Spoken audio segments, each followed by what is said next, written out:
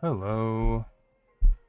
Welcome to Friday Star Wars Galaxies Legends. We are going to be attempting something today that hopefully won't be too tough. I know it's going to be tough, but it's not going to be too bad. We should have a friend coming in and helping out, which will make it easier because I do know that you can supposedly do it solo, but I don't know that I have enough right equipment to manage it solo.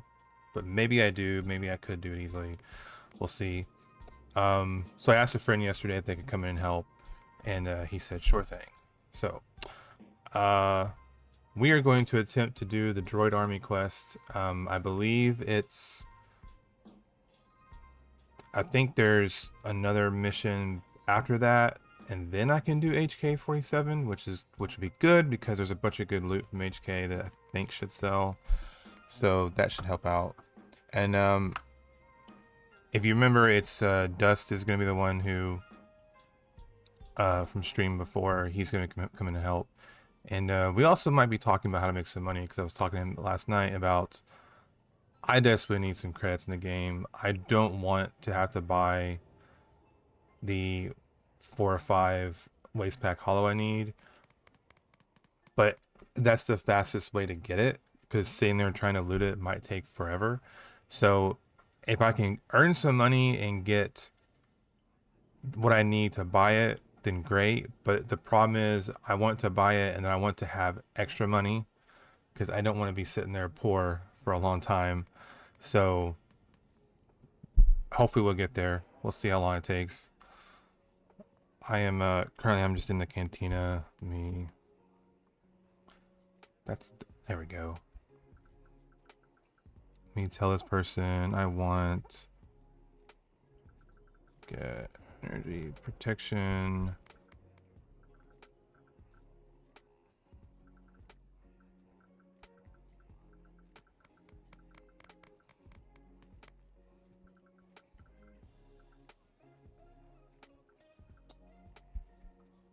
All right, let me switch over to the game.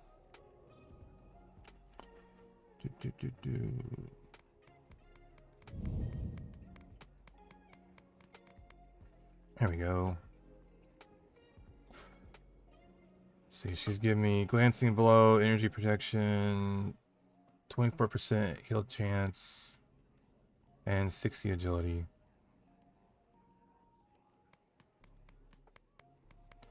I'm going to go ahead and accept that. I don't even know how long my buff is for. Oh, 6 hours. Okay, we're good. Let's tip her. I don't have a tremendous amount of money and I'm trying to save some money, so I'm not trying to tip out crazy stuff yet.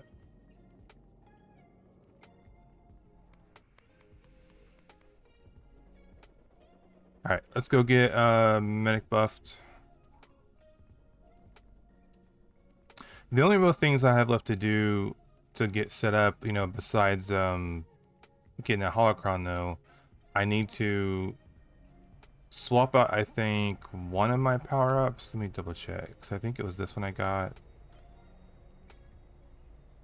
No, that's the parry one. I need to swap out my power-ups with glancing blow. Eventually. Right now I'm fine using what I've got. Going up in agility is okay. Going up in parry is honestly okay because it helps my Jedi skills out. But if I can, I want to increase that glancing blow too. So I might kind of do a 2-in-1 glancing blow and parry because I really think increasing your parry is a good idea for Jedi. I had parry back in the day and it was really good for the Dark Jedi because when you parried, you when I was parrying with all my parry high, I was basically not taking damage for a big chunk of the battles, so my heal was not getting used hardly at all. So it was really good.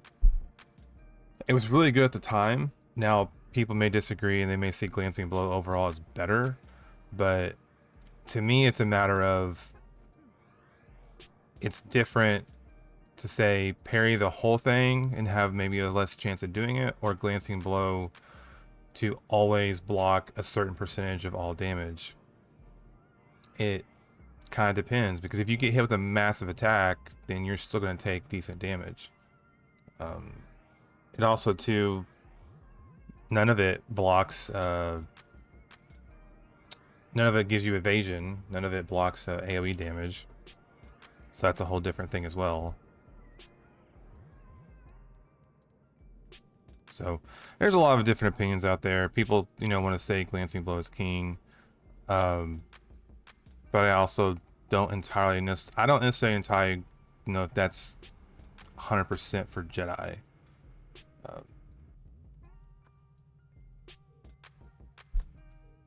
At least from my past game experience, it wasn't necessarily always true.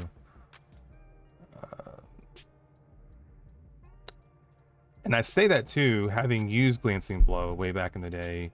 I tested out a full Jedi exotic set with power-ups that were glancing blow, and I tested it up against parry, and when dueling with my friends, parry won out.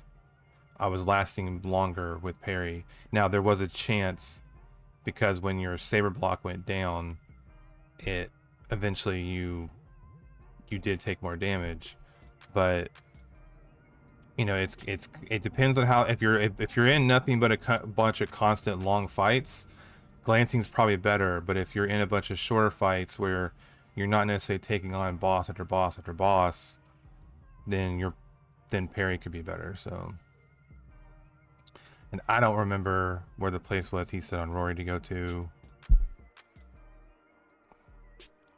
so we're just gonna fly the old-fashioned way. I'll figure it out eventually. Give me some time.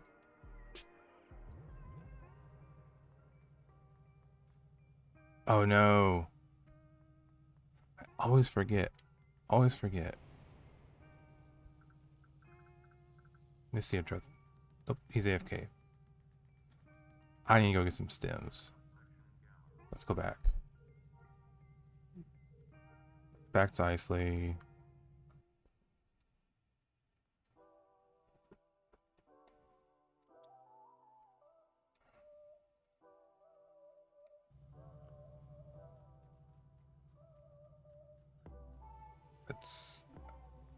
Oh.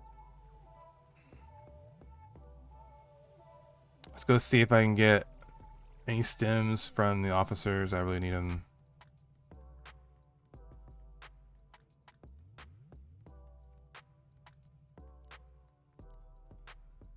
Okay.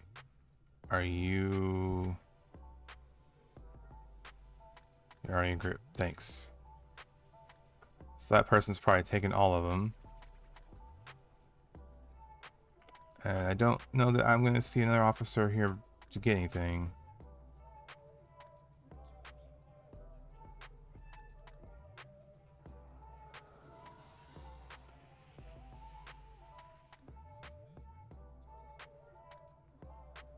Come on.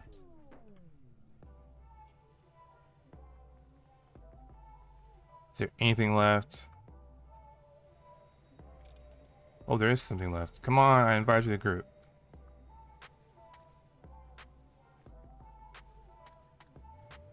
Come on, join the group. Oh, yay! Thank you, nice person, for not taking everything. I generally don't take everything, because... just being a group. Alright, real quick, let's put those on. Stim pack, put my tactical here. Hold on, do I have enough? Ooh, I don't.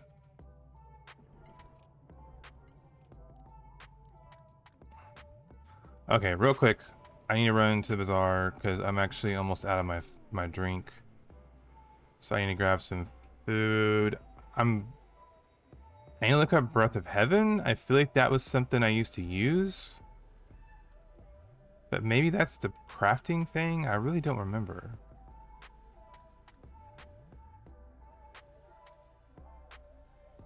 that the crafting one? No, it's Constitution. And Dodge Chance, that's why I used to do it too. Okay. Yeah, let's grab this one. Oh wait, no. Let's do... Yeah, I'll go ahead and spin the... Oh hey, he bought my my eggs. I did. Let's do... Yeah, let's do a case of it.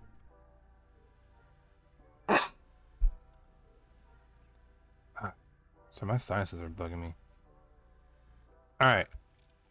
Let's do that too. Let's pop that over. Get that. This is annoying. But what in the world? Okay, it's my mouse. It clicked on me again. Let me put the Breath of Heaven over here. Alright. Alright, I am ready.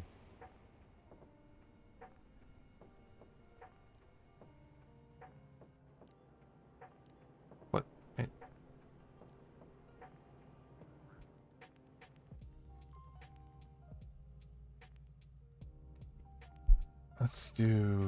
Let's go back to Coronet.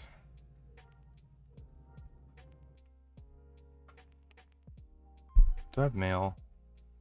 Or was that old mail? Oh, that's new mail, because I bought something. I get why it sends you mail for everything you purchase, but it's a little bit annoying. Oh, yeah, okay. Yeah, I had a person in my guild was requesting exceptional eggs, so I took a little bit of time yesterday. I think I maybe spent 30 minutes. Grabbed me a couple of missions with animals that were nearby, and I just kept going back and forth to the layers, searching them. And as you can see, I got me some bait. I guess it's bait. Yeah. And then I also got me a bunch of egg resource, just because what you get. But I had found 3 exceptional eggs, and so so it was a matter of, he said like, I'll buy whatever you give me at this price. And I was like, I could probably sell them for more, but the fact that he was willing to buy them right then, no wait, I went ahead and did, because I was like, I would rather go for an easy, quick sale and lose a little bit of money versus waiting. Oh, I mean, I'm Marine Cornet. Versus waiting like 3 months just to make an extra 20%. Because there's no guarantee the prices I was seeing on the bazaar were actually viable of what people were buying for.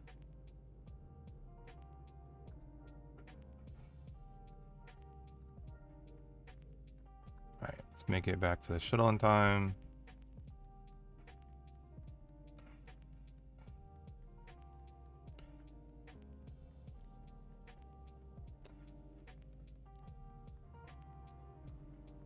Go ahead and turn this on just so I don't forget about it. And turn that on. All the freebie stuff. It's that time of year my sinuses start going bonkers.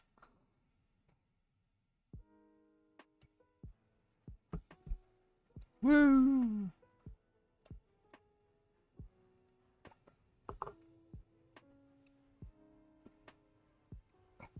I used to be able to skip this intro. And I've tried everything, but it doesn't want to work. And now that I push buttons, all these menus are going to be popped up. Yep.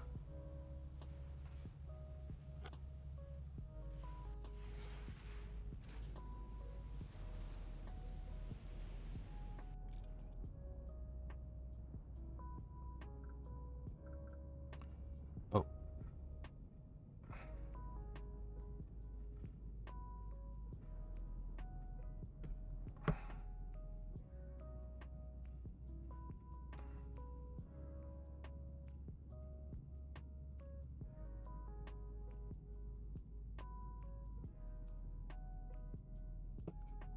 Let me see. Oh, all that stuff. See, all the things I clicked on, I typed were popping up.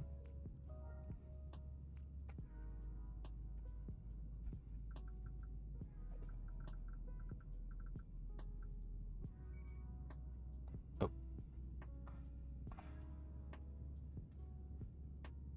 See on Mustafar? Or what, I must have missed Dust when I was out and about. He may have been right in front of me. I didn't see him.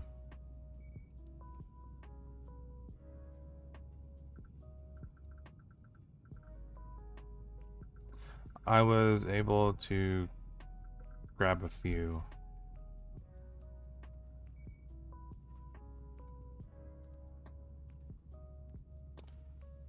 I'm gonna hang out outside. Let me see my mission waypoint. Let's go to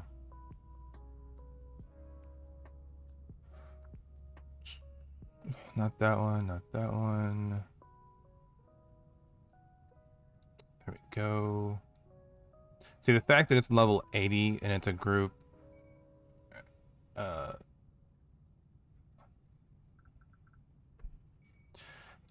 means there's a good chance you can solo it. It means that based on difficulty alone, you can probably solo this. It's just the fact that it's specifically a group mission typically means it can be harder. But this mission, I know, and I know back on live, I know I soloed it before. It wasn't always easy. I didn't always solo it. Sometimes you just kind of failed, and then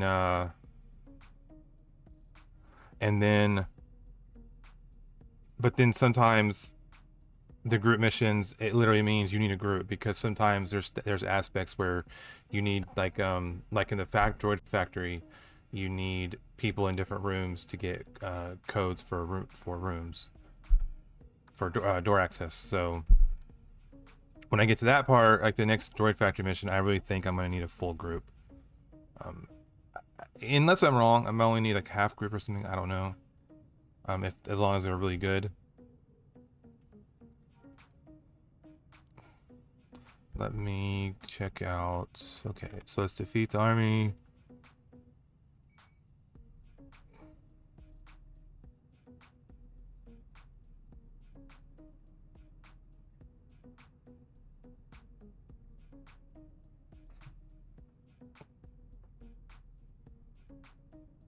Say, feel free, Dust, to hop in Discord, the stream chat. But I understand though, if you're watching stream and you're also in the chat, I get it. It's can be different. Let me go ahead and pop out my vehicle.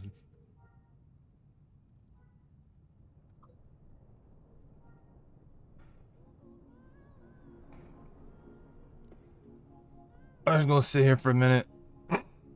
And hold on a minute. I'll be right back for a quick second.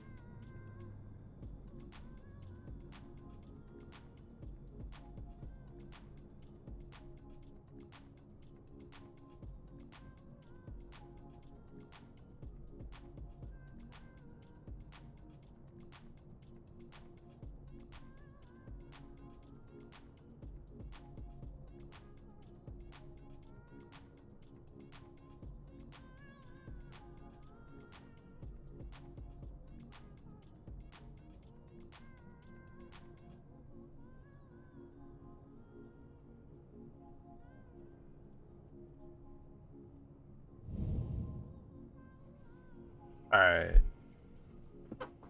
While we wait, it's time to water my little cactus. He's been growing kind of crazy lately. He's I lost one little I don't know what you call spine, whatever, the leaf or something. I think I accidentally bumped him one time. Like I was doing something, I think my arm grazed it and like bent it back, and it kind of was sitting there limp, so it snapped. And then my daughter had a little succulent plant, I think is what it is. See, hers keeps losing pieces, and we don't know why. Because we are watering this sucker, but we're not. I'm not going crazy. But it's growing some stuff because I've seen little tiny sprouts popping back on, so I don't get it. I don't know if this is remnant of... It's obviously not dying because it's still green, and it's the whole thing has, the whole stem has not wilted down. Like it's just right where it was the whole time. It's just lost these little pods that are on the outside. So I don't know if it's the wrong temperature, if it's the wrong humidity, water. I don't know what. I've never taken care of one of these things.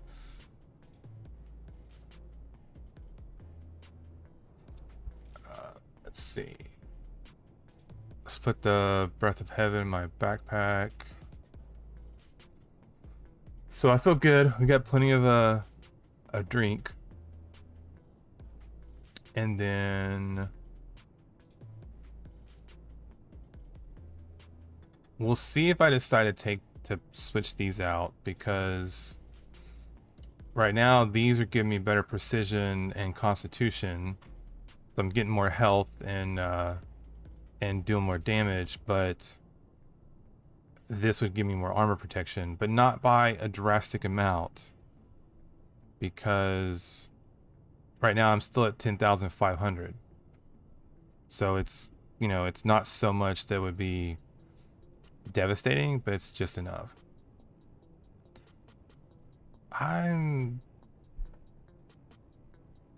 I hate to biolink this weapon and I could potentially sell it, but I kind of think I'm going to, because I used it back in the day, but it's not near as good as some weapons. I want to get my Jedi a good rifle, just because there are times and situations where it's good to have a gun, just to have one. So what I need to do is find a good one on server that doesn't need to be the best, just needs to be a decent one that maybe has a socket so I can put some mods in.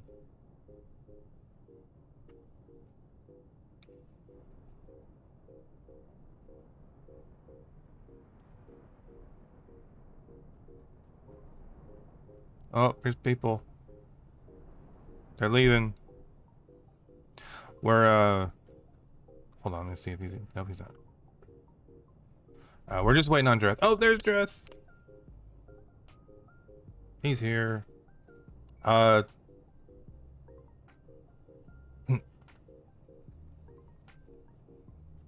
we go. All right, we need to head to... I'm trying to remember. Is it down here? It says Mustafarian Scout. I think it's down here.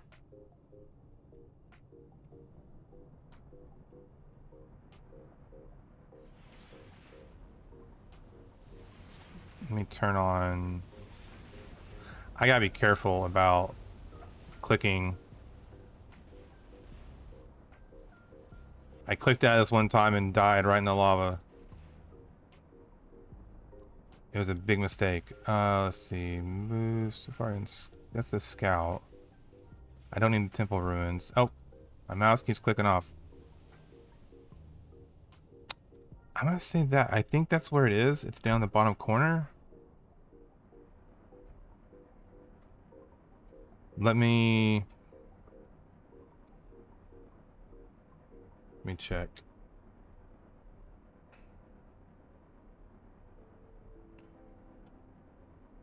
HK47. Come on.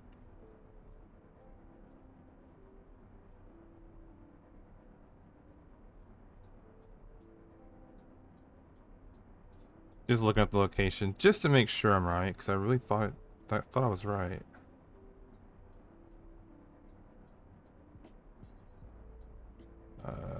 Quest, blah blah. Okay, that's not the... That's not what I need either. Let me look up... I swear my phone keyboard keeps messing up on me the last few days. Like it continuously wants to type in the wrong thing even after I've typed in the right thing 3 times.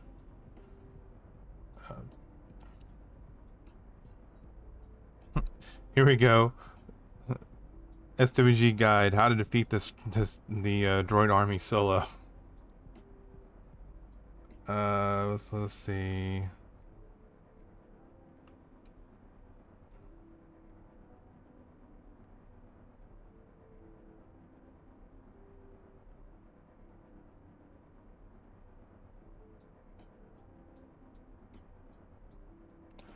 Let me see. Let me just type in.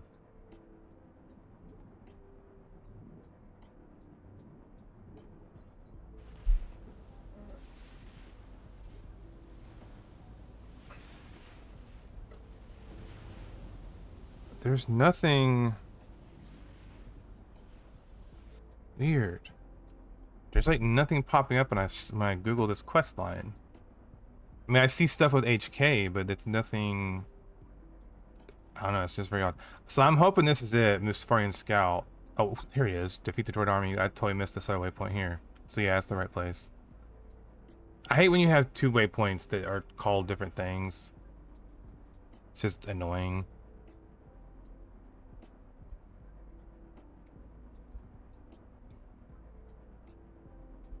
At least there's a bunch of lava fleas that are kind. They're not mean. Want to aggro me.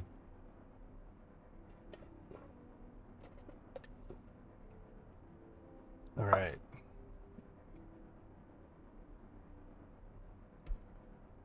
This should be very doable with 2 people.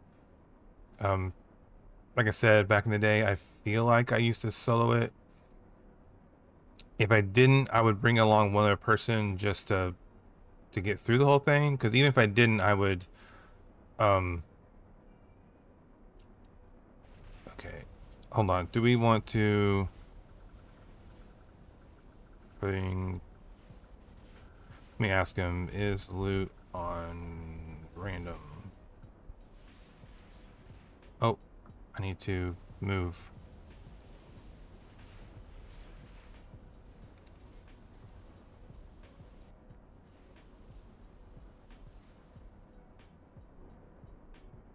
Do I need to go around? I think I do.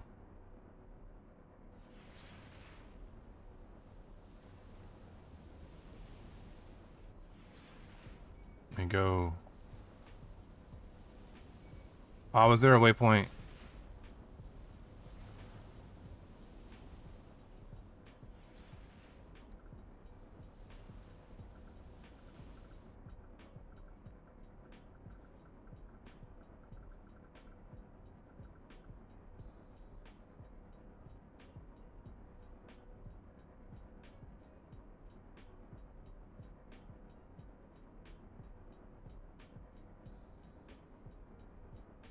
Oh, stop moving. Stop moving.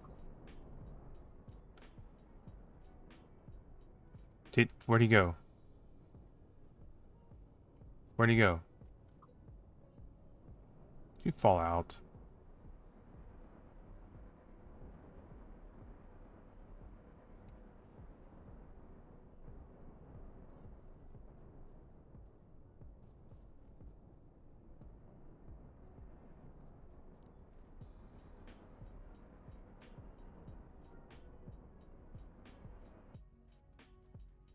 Okay.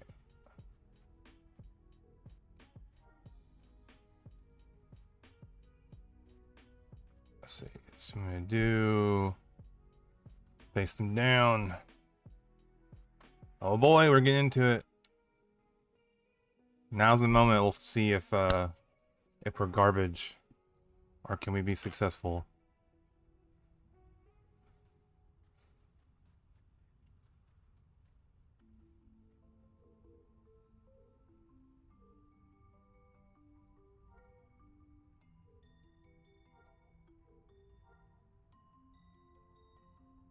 Okay. I know we need to grab the dust.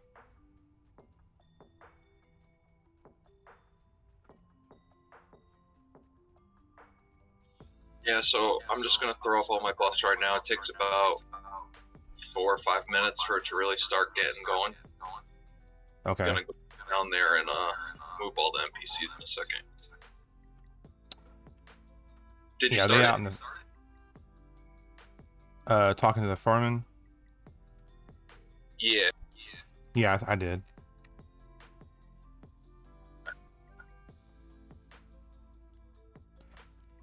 Are the NPCs to get like the army together? Are they out in the field?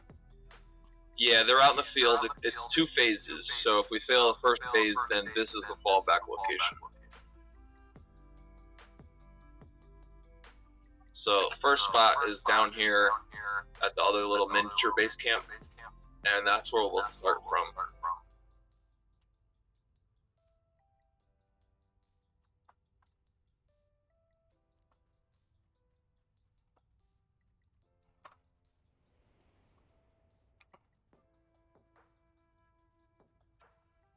Oh, there we go. I forgot about these little bases. Are you grabbing them all, or do you want me to grab them? Yeah, because there's a little trick to make them move faster. You have to ask them to follow, then you tell them to stop, and then you tell them to follow again, and they'll run. Should I pick up these demolition packs? I have no idea what those do. I haven't done this in a long time. I'll pick them up. If you can place them, like this area here is where everything's gonna be a pain in the butt. Okay. Let me see. Yeah. Put the shift leaders up here, so when their NPCs spawn, they don't like assume the aggro. I can like bring it to them. Cause sometimes, dude, they just die real fast. Oh, hey, I can. Okay, so I can place charges. I forgot about this, and I get detonators. Yeah, me too. I have no idea. I remember doing this vaguely. Me and you doing this part right here is probably gonna be a wash. I'm probably gonna have to get pretty sweaty just trying to kill it all. But getting to the secondary location might benefit us. I'll try it. We'll see. I haven't done it with 2 people. 3 people is a definite. I feel like I did this by myself quite often back in the day. I just can't remember if I would come in here and do like most of it just to get some loot, or if I'd finished it. Right to the end. Like, there was a way to get in here and just hang out until the Mark Commander spawned, and then you would just go and kill him real fast. I don't think I did that, though. I think I was killing everybody. I'm just saying, it takes a while. It's a pain in the butt sometimes. I got my power-ups on right now. Alright, so should we start attacking them as soon as possible, or...? Yeah, like, I bring them right here, and that's what I do for this location. So I'm gonna have you get into a groove of killing all this stuff and continuing to kill it, because there's another location. Yeah, like, try the detonation? This charge area is fantastic. Yeah, like now. Oh, get...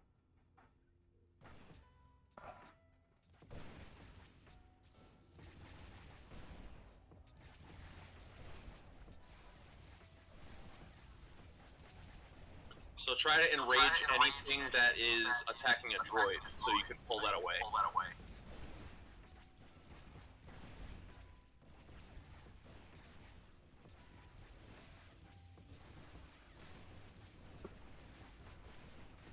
I try to save them, but they get 2-shotted sometimes. Yeah, they're pretty weak. It just goes back to the conversation we were having about them never really like increasing defenses in the game and just like making offense better at every turn.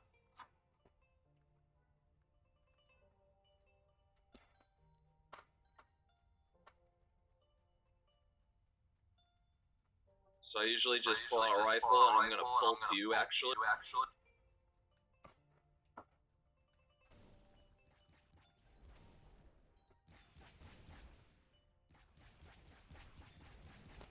One's not coming. No worries. They'll come. Trust. They all have to make it to that camp, whether they go around the long way or the short way. Oh, okay. they're trying to do is blow that camp up. So right now there's a squad that's trying to attack the force wall here, and I'm gonna stop them.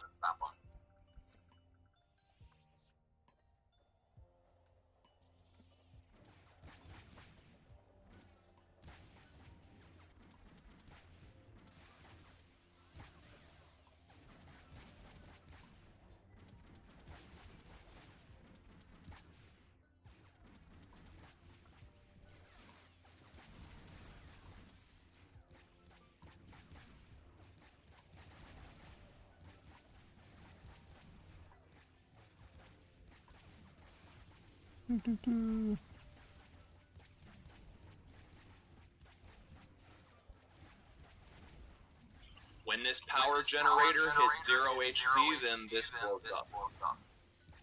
Okay.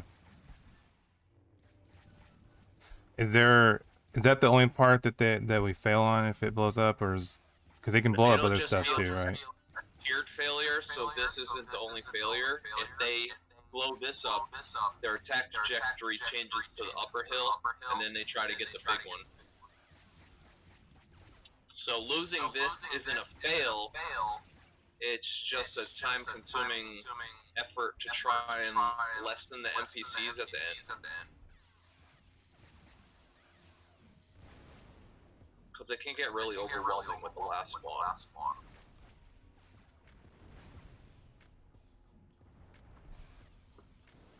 Oh, droid boss. Yeah, so those Mark 44 or 77 commander droids, you want to you want to get them, yeah, those things. You want to just get them over here so I can help you.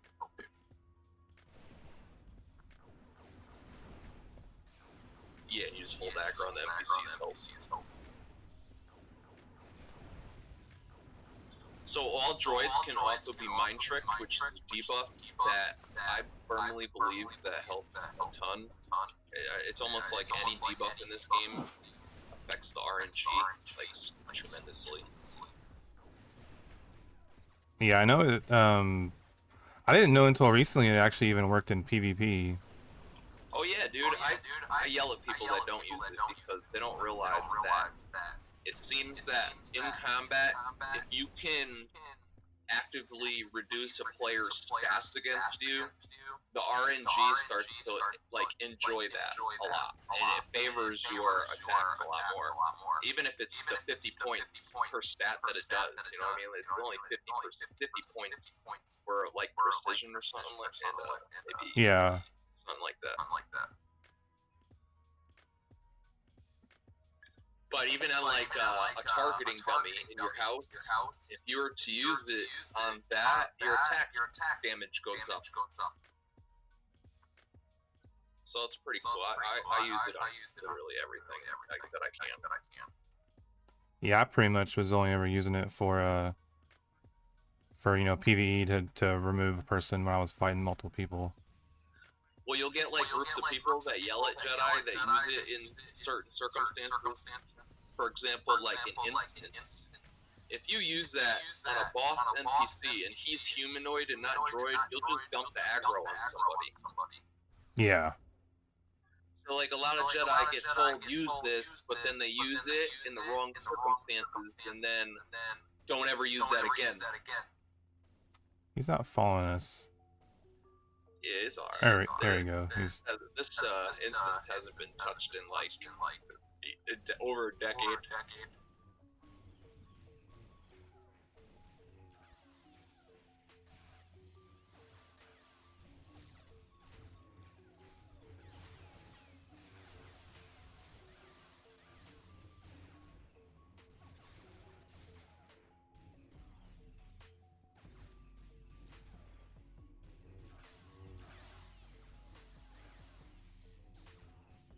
Aren't there more minor people? It's about a 45-minute thing here. No, I know. But I thought there was more NPC, like friendly NPCs that helped us out. I mean, I know they're all up on the hill right there. When these ones die, you get like 10 of those spawns up on the hill. Oh, okay.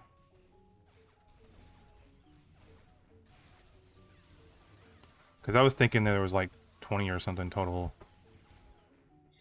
Yeah, this, like I said, is pretty much a wash unless we can. The NPCs get a handful.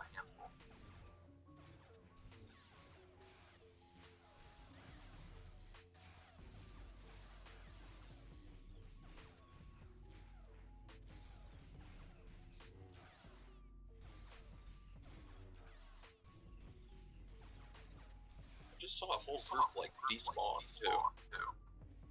The bad ones? Yeah, like over at the other side. I was going over there. Oh. No, I see 2 groups. They're just walking through the lava right now.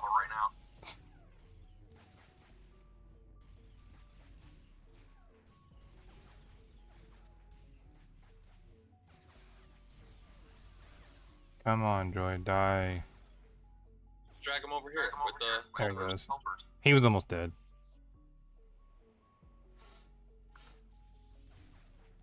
And once you like lock the aggro in with some damage, the miners are good.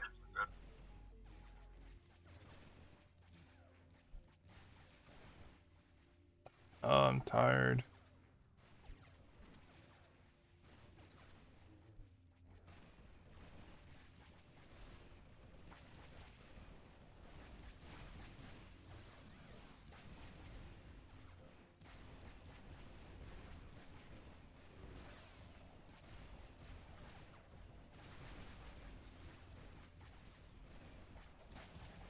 Whew.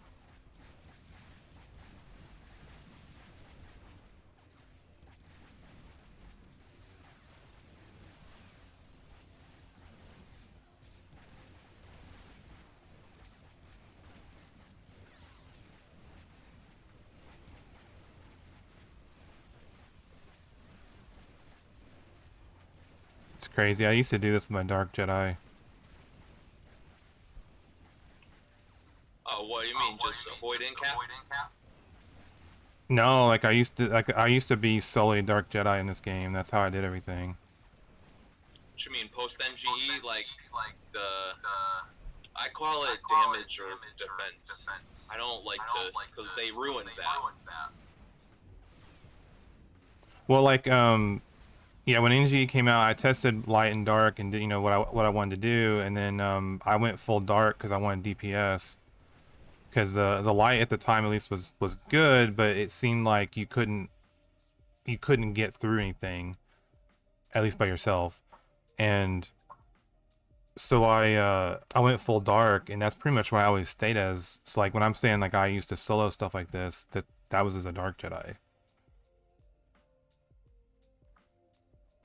But it seems now like I've been playing as a Light Jedi lately, just because the defenses are worth it. Yo, the defense is crazy, dude. I can get my defense to a point where heals are occurring for attacking. Like as soon as they hit me, I heal. It just is automatic at this point.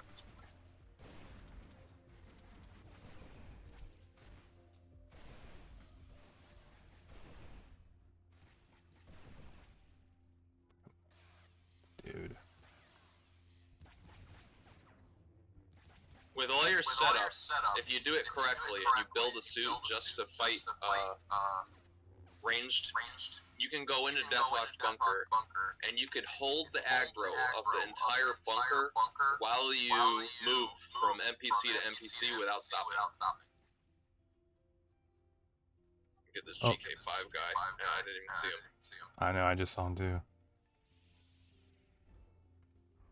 Pulling him right away.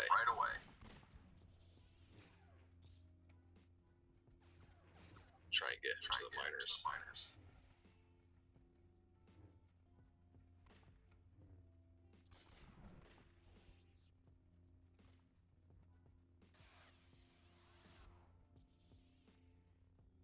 Oh,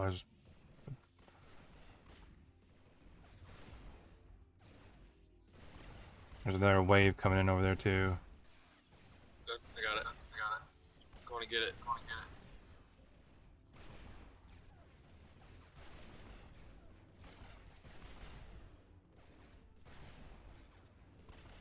Come on, GK, die.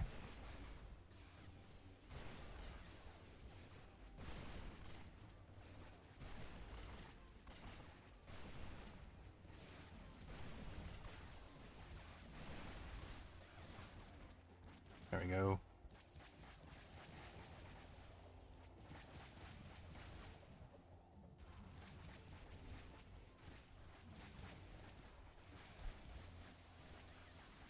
There's another one.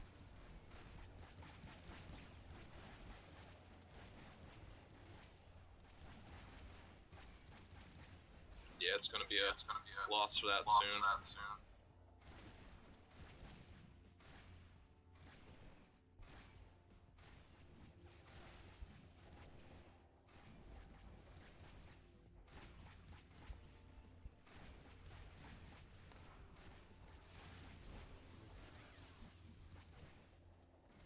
Hold on. What can I do?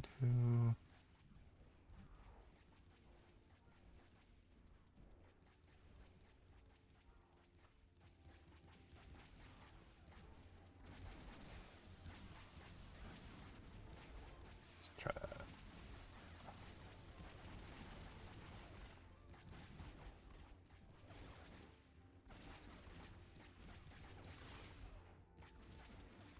Oh boy, there's just so much. I knew this was gonna be tough. It's alright, I can hold a lot of this by myself and get it. I just gotta enrage all of it.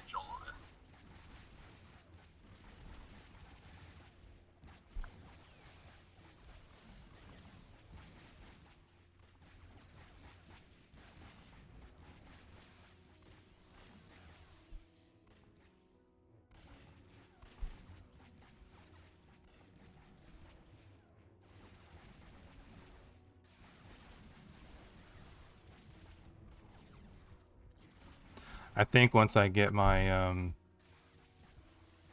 once I can get my robe, my better robe, and actually get my defense proper, I think I might actually try and oh yeah, that generator's about to blow. I might try going back to dark side and just to see if how different it is, because I remember being fine. It is fine. If you want to do PvE, you just stack Glancing Blow, and the Dark Jedi ends up catching some of the end events of the game, so it'll work. But the thing is, when like if you're ever to jump into the PvP arena, Glancing Blow ends up being trash. They killed that for PvP because people were just abusing it. It's now critical hit defense for PvP.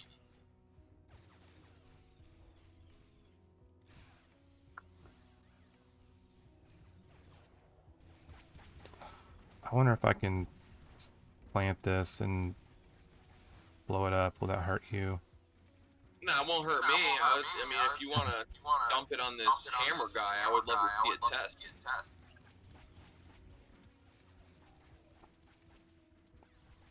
It's maybe it's because I'm in combat. I have no idea how they work. So. I used to use them all the time. I think that's kind of the change, because if you place them right, you can actually get a lot of damage on these groups as they're walking in. Yeah, just melt them.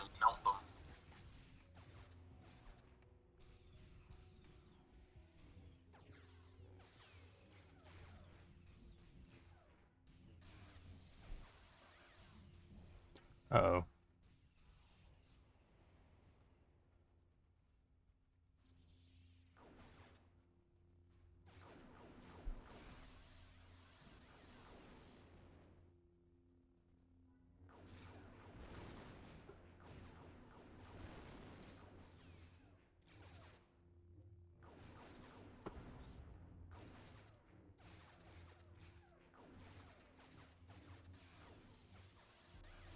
Huh, he's like stuck over there. I mean, doing this is kind of fruitless for us now because we have no NPCs, so it's like whatever. I'll just keep attacking this thing. Yeah. Because at this point, we're gonna end up on the hill. There's no, because the forward commander, he's got that whole entourage.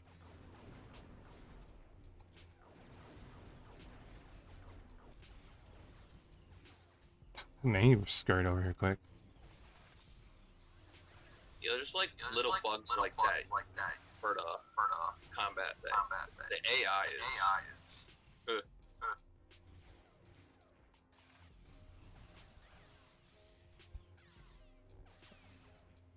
Oh, yep. We'll stay here on him.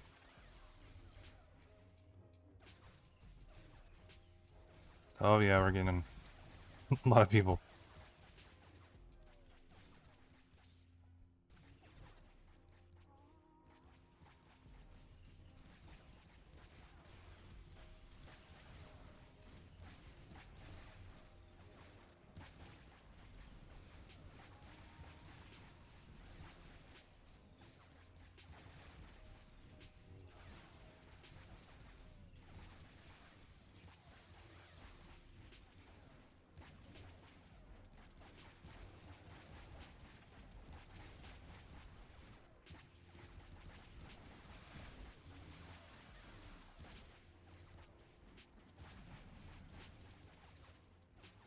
Oh man, yeah. And a GK, my goodness.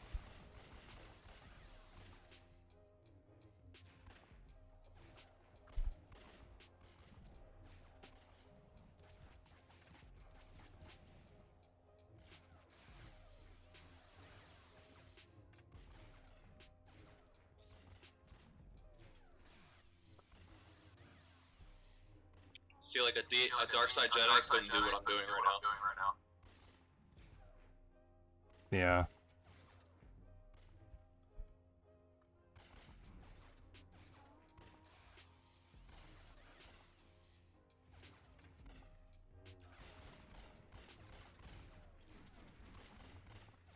Oh, is this the big one? Field commander? Yeah, get away from him or you're gonna die. Just let them kill all this. Go up on the hill. I still have to like pull him out by himself.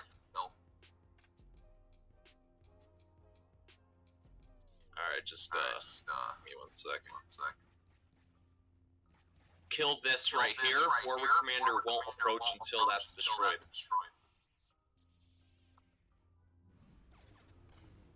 Kill what now? Just the These stuff missile on the group. hill. Move the NPCs until I'm out of combat.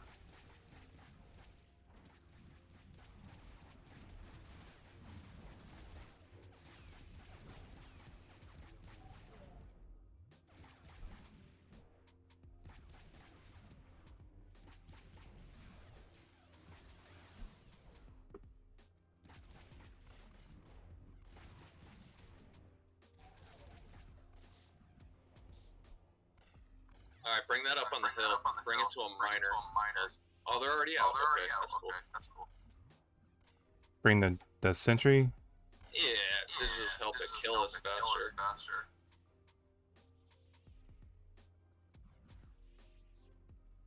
I'm just gonna leave them where they lie, honestly. Oh. He left. Bye. Yo, so I'm gonna play a little trick. You have cloak? Yeah. Target the forward commander.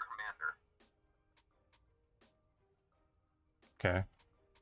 So the idea is, I'm gonna pull aggro. Then you're gonna see him coming at me. I need you to out DPS me for a second and pull his aggro. I'm gonna cloak. Don't attack anything but the forward commander, and everything should go its own separate way. So don't do any AoE. Oh no, just like Okay. 1 or 2 power attacks, because I'm gonna cloak. Okay. Do it now. Bringing him your way, hold on. Now.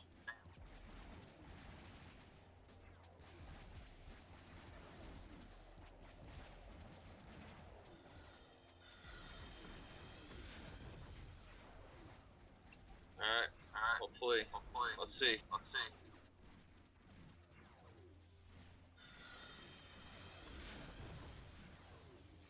Alright, cloak if you have to, you should be okay, I don't know. I'm popping everything. Okay. Taking some damage.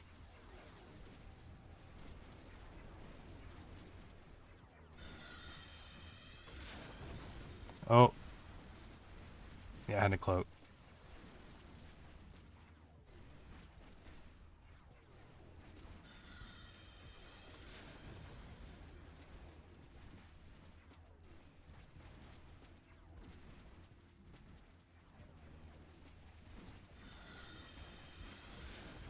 Dang, my heal failed. Ah!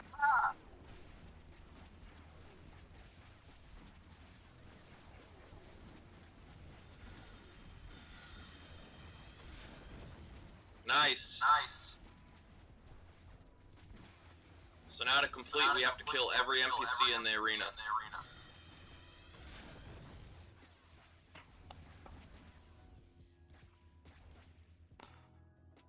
Snared.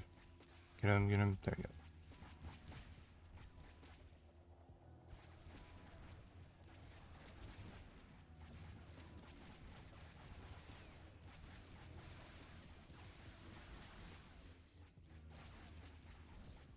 That's basically, that would complete it, right? Yeah, we just gotta make sure all these miners don't die, because we might get, like, Oh, yeah. sneak attacked for the power generator. Like the bunker's being attacked right now.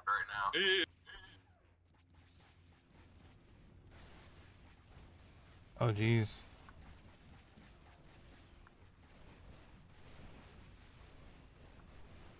Oh, no wonder I'm not doing anything. Oh, yeah, they're doing some damage.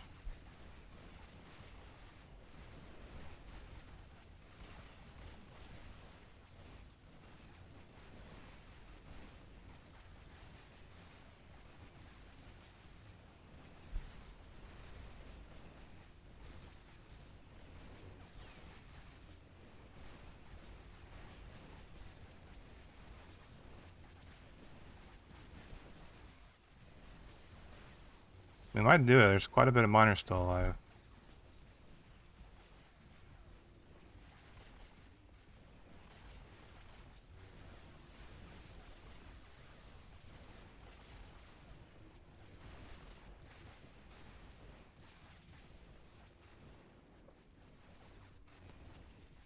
Are there any of the boss ones? No, Around? no bosses. Haven't seen. Oh, there's one AK-1 hammer.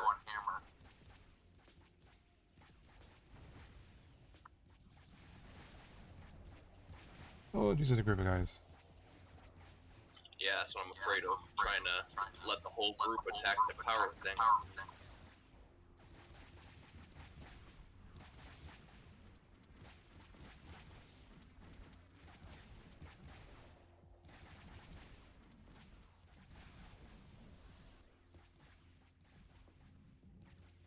Come on, miners, come help. They're just standing there.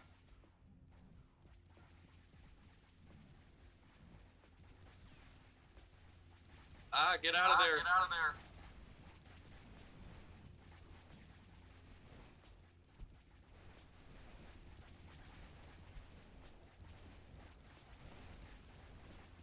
Get him.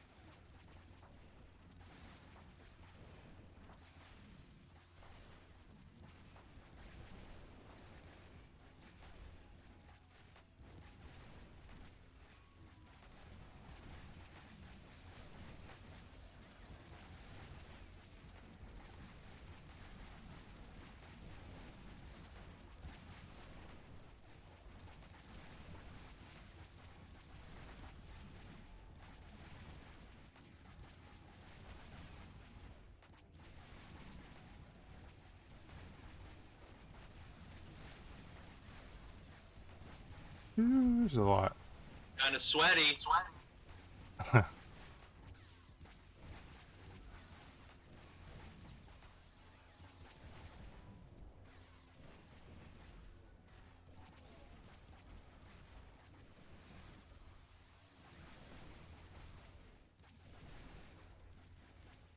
least the miners are finally helping. don't know what else they have to destroy. A lot of the stuff is gone. I thought they had to destroy everything. It's possible. I'm like, ah. Oh, there's like one dude. He pretty much stood there the entire time. There might be a couple stragglers, corners of the map. We can go check him out. Yeah, just do this guy first. Okay. See if he completes.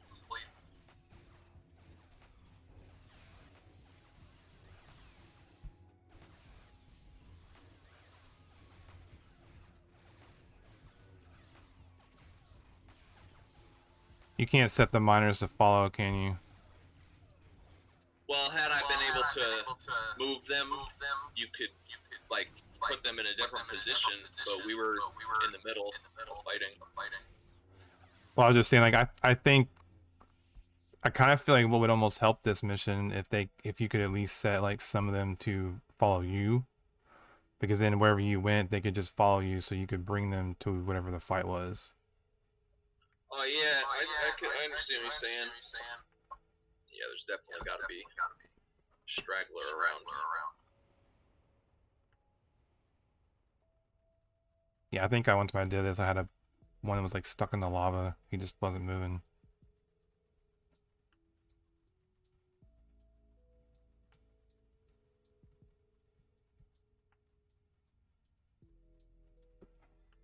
Hey, we did it.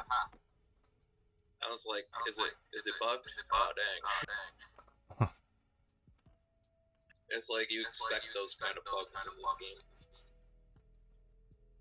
Like, you beat it, but you lost. Oh boy, now I get to do the droid factory. Yeah, so Droid Factory, that's actually soloable. I can show you how to do that. It's a little neat trick you play with the terminal. Oh, okay. Because I had someone told me before, they're like, "Oh yeah, you're definitely gonna need a full group for the second part of the factory." Oh, hell no, dude. You could do the whole thing yourself. It's just this like one area that you have to kill. It's the two NPCs you have to drop at the same time is the problem. Gotcha. And like that could be a real pain in the butt for a first time player. You like bring them in there, and if you don't incrementally pull their health down the same, they just kill you. They'd be like, oh, I thought I was going with you. Da da da. Okay, because we'll leave. Yes, sir. Oh. That instance drops mega junk loot for re-engineering. I had heard that. That's why I was kind of. Oh shoot! Yeah, I got a bunch of stuff. It drops in like stacks of 10. Why? That is crazy. I don't remember doing that before. Yeah, so it's like the only instance in the game. If you were to go in there just on like whatever status, not even trying to finish, you could grind all your junk loot there easily. And then you sell it at, like I said, 3 to 4K per CPU. So it's a good like grind for that.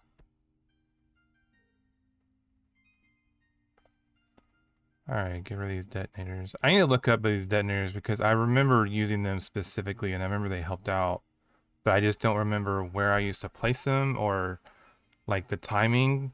If it was... I don't know. Somebody does this thing every day because every time I come here, there's a camp placed at that spot. I'm sure they must do it for the junk loot. Dude, it sells like no problem. I buy it all. I personally buy it all because I refuse to go out and loot stacks of this stuff and then put that time into making the attachments. I'm just buying it all. And the junk loot I buy, I won't even entertain looking for junk loot unless I find a stack of 1,000. Yeah, I was AFK killing right outside of Coronet. Yeah, right just to get the meat lumps.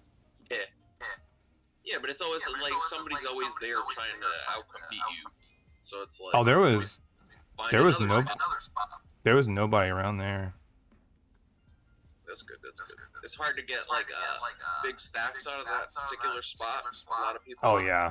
monopolize like places, the Frost bunker, or they'll find there's this bunker over by the Dark Jedi Enclave that people just hang around in. Those, I think, a couple of meat lump locations. If you do the legacy quest, you find so many of those small dungeons that nobody's in, where you could just AFK grind junk food. Oh yeah. There was one I was doing with my medic trying to get, and I got this one spot, and it was this one guy. He was a named NPC I had to kill, and he kept showing up, but there was this little group of 3, and they kept killing him, and they had their invite thing on, but it wasn't working for a good like 10 minutes. If I finally their invite worked when I sent him like 5 tells in a row, but so do we want to try? I gotta do some stuff. Okay. I know I have no problem running stuff with you. I just like plan for it. That's all. No, it's fine. I was just wondering if it, I didn't know how much time it took, if it was a long one again. Or... It's about the same thing. Each one of those is put an hour to the side for the first. Gotcha. Well, I might be headed back to the doing the droid army myself a few times just to get me some loot.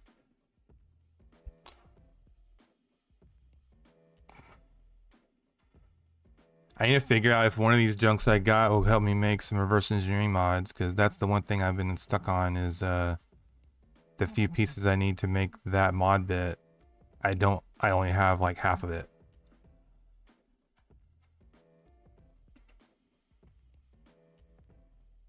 Let's see. Yeah, dang it. I got probably 500 or 600 pieces of junk.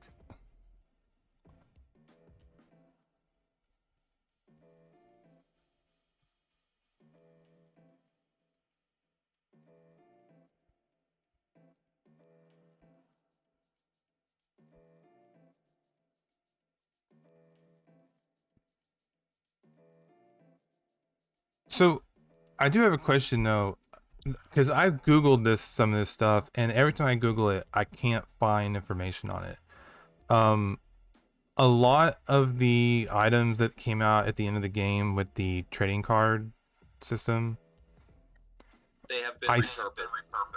I've seen the items out and about, but I can't figure out any way. Nothing online tells me where you get them. For that G9 Riggers ITV.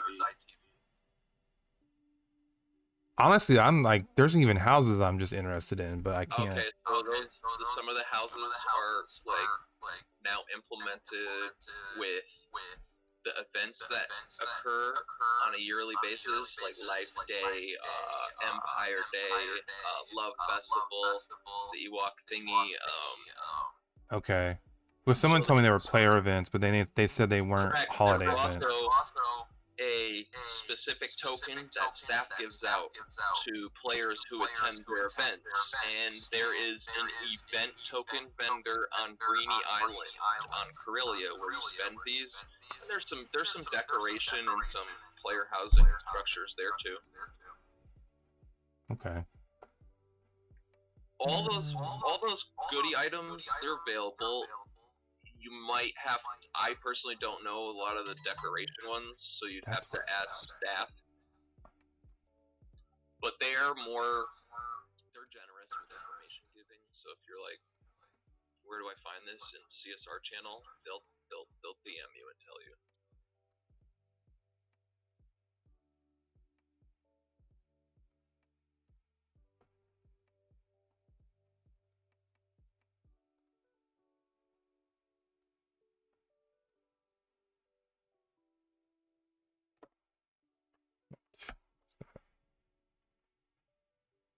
That doesn't change the volume. Hold on, I'm looking for an audio setting or something. I just realized. Da, da, da. Hold on, stream's gonna be right back in like 1 minute. Yeah, no problem, dude.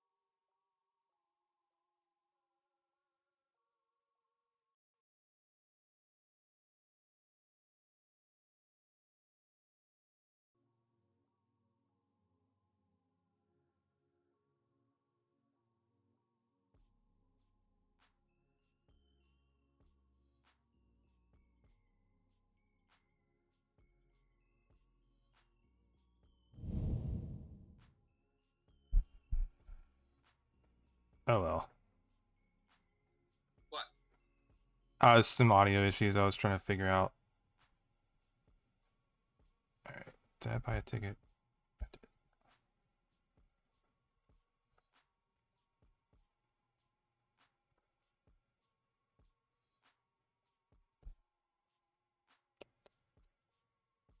Is the Bestine GCW over? Bestine is in 1 hour and 41 minutes. Dang. So the system works like so. You have, let's see here. If you do \command GCWI, so GCWI, you could pull up all the tabs for the planets. And then you can furthermore check on the invasion timers directly by going to those planets on Tatooine, Talos, and Naboo.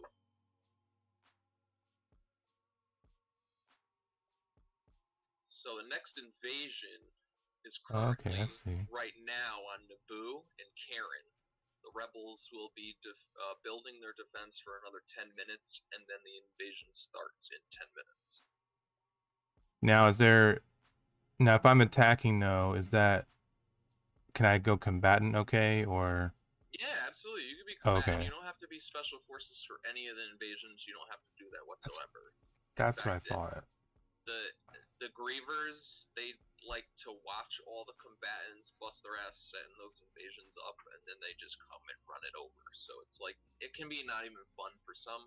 And yeah, with that being said, Karen is a very difficult place to overcome at the moment.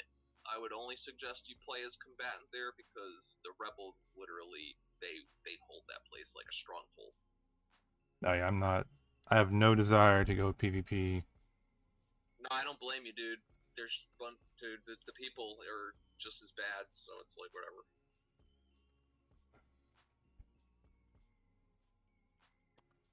But it is a good amount of. It's a great amount of GCW, even if you get there early, and if you're like just applying the tools to the invasion, just like getting a tool from a crafter and then using that tool to like build the pylon. So building like patrol points and building the tactical war vehicle points, those gain you GCW for every 10 tools that you use. And the significance is you get more GCW doing that than you could just be killing NPCs for a week straight. You can get a whole 30k of GCW in like maybe 3 invasions, I want to say. I mean, I could push it in 2 if I'm doing it, but 3 can get you capped for the week if you do them Mm. accordingly. We I guess someone asking, is this the Restoration 3 server? I'm like, no. The title of the video is actually labeled Star Wars Galaxies Legends.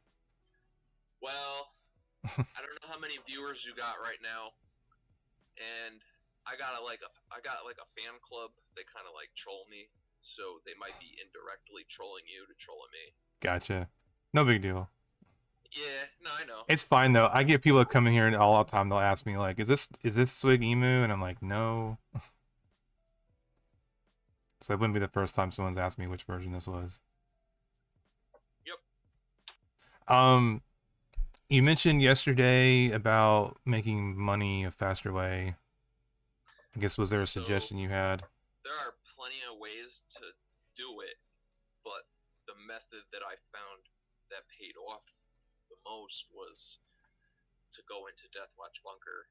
And even with I was doing it. I started with a night rope. I started with 3 plus 5 glancing blow power ups, and glancing blow in like end buff and just energy protection. And you can get in there and you can grind the wraith locations pretty easily. The wraiths, they drop the protective liquid coatings and the binary liquids that are required to produce Mandalorian armor. And in this game, Mandalorian armor is like a shiny object for some. And Yeah, they, you can thank Mandalorian for that. right.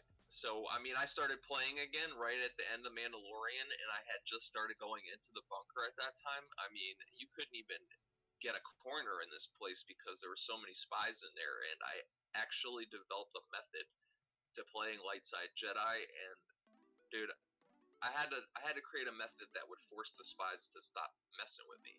So you can't out damage a spy directly because they have the highest single target damage output in the game. But what you can do as a Jedi is obtain the aggro rights to the NPC. And what I would do is, because it's like a mini game playing in Deathwatch Bunker. I went in there like a week ago. There weren't any spies, and this is why I would like suggest it's a perfect time to go in there, because the ramp up to Bespin is like the calm before the storm. And Yeah. dude, I can't anticipate what will happen, but I could say that player activity going up isn't going to help the bunker at all, because that's like a money generating spot. So with that being said, each liquid goes for about 30 mil at the moment. I was undercutting everybody. I'd loot the set, the protective liquid coating and the binary liquid. I would just sell both of them at 55 mil. Just blow it out, and you don't even have to try. You just tell on trade Discord 2 for 55, and you literally not even 5 minutes later sold it. It's not even a problem. So with that being said, it's a time-consuming process. You get in the bunker, and then you're not leaving until your end buff is done. So that's a 5-hour thing. Hmm. How long do you think it took you to get like just one? See, the thing that started it was I just went in there one night after not doing this. We're talking like 10 years, and you're like, from past experience, I lived in there. So I'm like, oh, am I really gonna go back in there again? Like, am I really gonna do this again? So then, like, you go, and you're like, well, maybe I'll just spend like an hour in here. I won't do it as bad as I was doing it on live. And you're like, all right. So the first time I went in there, I looted trips in 20 minutes. Meaning I looted 3 protective liquid coatings in 20 minutes, and then all I saw was red after that point. It was just, all right, I know what I gotta do. This is what I'm doing, and I'm at the finish line in my mind already. And that's all I played for about 30 days. I would log on extra early, like with morning coffee. I would go down to Deathwatch Bunker before any of the spies got there, and I would lock in my spot. So 30 days later, I don't ever have to buy nothing in game again. I'm done. Yeah, see, I'm literally like, I just need the money to get my hollow. Right. So with that being said, you don't have to go as crazy as I was going. I looted, dude, like within the 30 days that I'm talking, I looted 56 liquids, and Jeez. I throw the number out there like it's a competitive number. I even have my own time trial set for amount of NPCs that I'm able to kill within the respawn period. So it's like I've tested myself to the maximum potential of looting at the highest. I call it like hyper looting, because there's ways to go about it in a way that can just maximize your looting potential, and then there's ways that just you be there for 3 weeks and say, I'm done with this. So do you? I'm trying to remember. Like, do you have? Because you can pretty much get the liquid from almost anywhere in the bunker, right? Or Nowadays, is it? you can. So Well, Deathwatch is I mean, as far as like it doesn't just drop in a certain room or by a certain NPC. no, not a certain room, but yes, a certain NPC. So Oh, with that okay. being said, there are about there are 13 rates in the facility that you could loot these from. There's 13 rates. There are, I want to say, 20 something blood guards, and then there's 5 or 6 ghosts. Right, so anything that bears the Death Watch prefix, Death Watch Bloodguard, Death Watch Wraith, Death Watch Ghost, those loot these liquids. And Wraiths have the, I'm not even going to call it a drop rate because that's not what it is. They have the highest potential to obtain liquids from looting, the Wraiths. So getting in there early is like a premium because all these spawns are on a 10-minute timer. They spawn in the same location every 10 minutes, no matter what. So getting there early is preferential to me. I don't want to share it with anybody, to be honest. Yeah. And if you get a liquid early, you can leave because there ain't no chance of you getting more than 2. It's not happening. If you get 3 and you don't leave, you're asking yourself to to quit. Like, you're gonna do it. You're never getting more than 3. I can promise you that. It's not happening.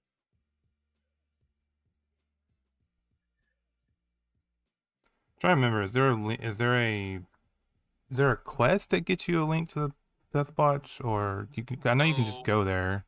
I don't know because I've always done the pre-quest. You had to have talked to Boba Fett in Jabba's palace at least once in the CU. Okay.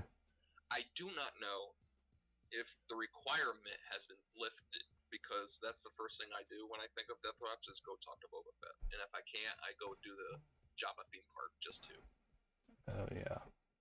I'm not looking forward to that. Uh, I did the whole, I did the whole Java's theme park on my my medic just because it was experience because it was the quest line. so you can get your alternate character in with the medic. If Yeah. if your Jedi can't get in, you can get in with the medic or anybody else with key rights for that fact. Um, you can bring your medic, but he has to wait outside of the bunker or in the lobby because if you get caught with an AFK character, you will get a mark on your account. They do Like not in the bunk. allow it. in Yeah, the they don't bunker. allow it anymore at all. None. Zero. If you Huh. catch someone AFKing, they warp in, eject you so fast, and put a CSR warning on your account. 3 strikes, you're out. Hmm. So it is. It's a good looting location. It's just, time consuming. That's all. You end up learning a lot of the spy names down there. Yeah, because can't Bro, they spies also steal? no, well, it's different. Like, they steal loot from NPCs. It's not from you. What they No, do that's what I is, mean. yeah, it's like junk loot though. It's like circuit boards and data disks. Oh, I thought you could steal the good stuff because I thought I did that one time. Now you ain't stealing liquids. That's a different animal. Huh. What is this timer?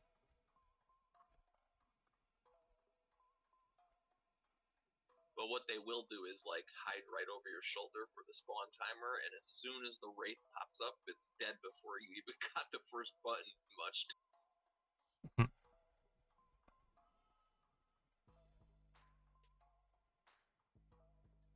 Yeah, there's a lot of spies that just go down there and they just like you could essentially alternate your like you could just run the alt down in Deathwatch Bunker while you like play your Jedi doing something else and just screen back and forth,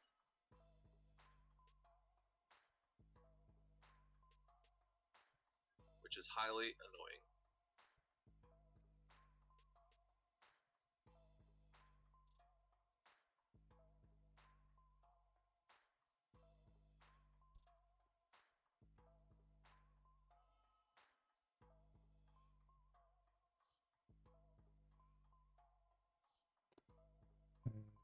Droid a turret.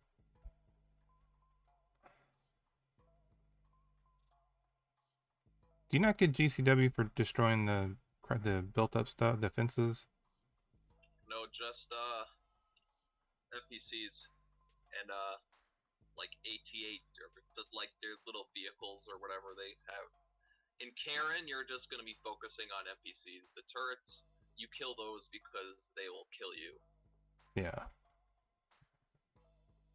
I never used to go do these. I always pretty much did Bestine, and I pretty much always just went in there to build defenses. That's how I did most of my GCW back in the day.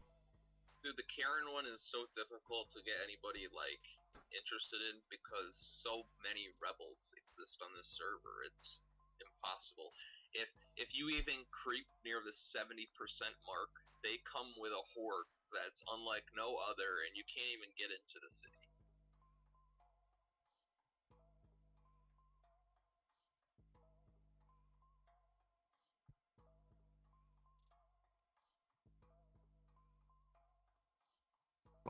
Destroy the.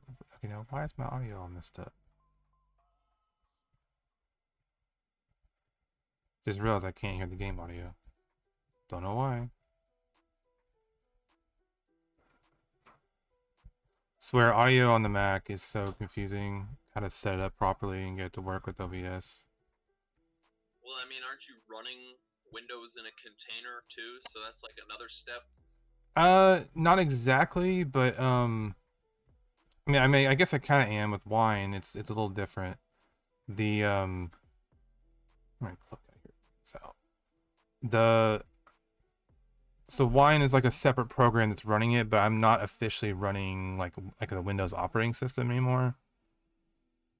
So it is a little different, but like for the Mac, you have to set up a virtual multi-output audio system.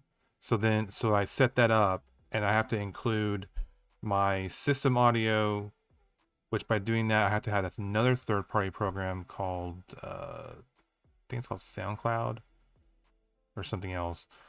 So I include that to get the system audio, and then I also have to include my mic, and then I have to include my headphones so I can hear it, and that puts it all. It puts that all as one audio output. So then OBS, you can select the multi audio output as your audio source. So then it grabs everything. But the problem sometimes it occurs, like it's really weird. If I have the Bluetooth headphones connected and I also have uh like these earbuds, if they're connected to the back of the computer, that for some reason conflicts with it, Oh, and you it, have no, I got the same thing, dude. Like the whole sound device switches as soon as you plug it into a 3.5 millimeter jack. yeah, but it's funny though. In the before, with a slightly different setup, it worked fine. But this particular setup, it doesn't work. It's weird. I've ran into Yeah, it is multiple. like a driver issue too, enabling things you don't want enabled. Yeah. Oh, here comes some Imperial troopers.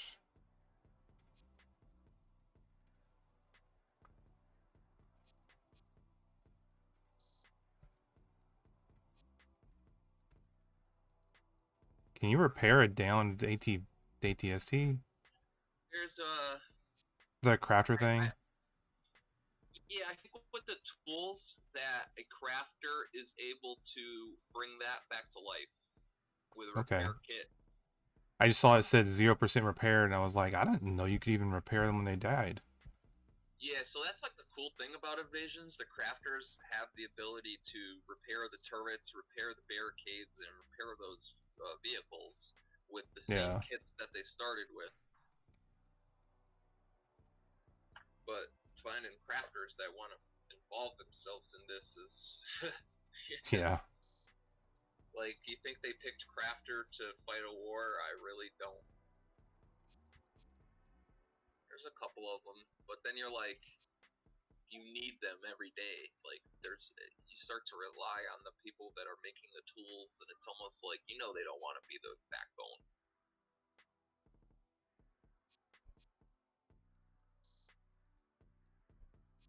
I can't do that.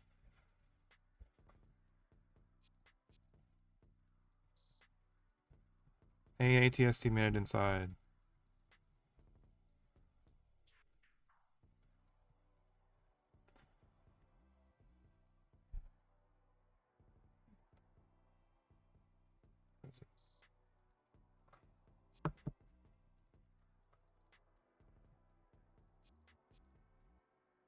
There's actually a decent amount of Imperial presence here in Karen.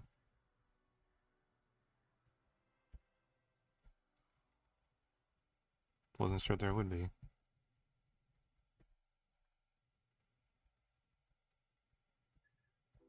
It takes a lot, dude. And then, like, the NPCs, they could be, like, no joke, the amount of lag that they create. Yeah.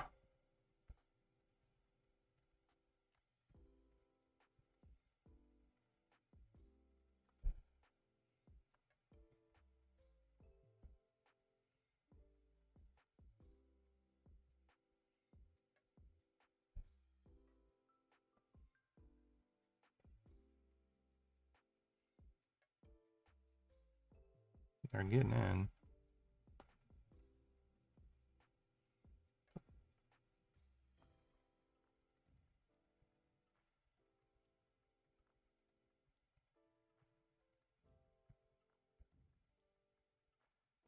I'm like, I might as well do some GCW while I got a little bit of time left in my buffs. Of course, here I am. I need to turn my stuff on.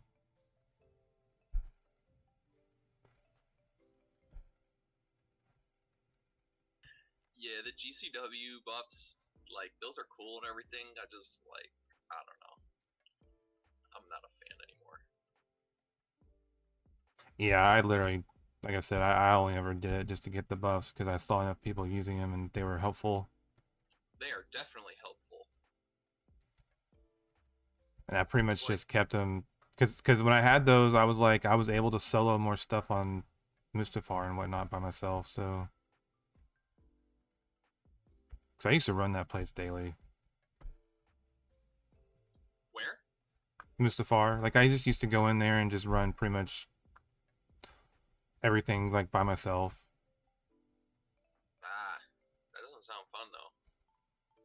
Eh, it was a moneymaker for me at the time. Oh yeah, no, no, my bad. Yeah, big money's easy, That easy was money. yeah, that was the only reason I did it because I was just it was a good way to make some cash. The only reason to go there right now is there's this one thing in HK-47's instance that you have to loot yourself personally. It's a anti-mobility device from HK himself, and if someone else loots it, you're like, ah, it's like I a don't remember. retard. It's a crazy drop rate, dude. It's like maybe 1 in 500. I'm trying to remember if I picked that up because I used to run HK like all the time, and I pretty much got everything. Because I ended up looting like three master cloaks from there. I had one the well, isn't there a couple of the warmly glowing items that are rare there? Oh yeah, like the engine that Yeah, comes like from HK.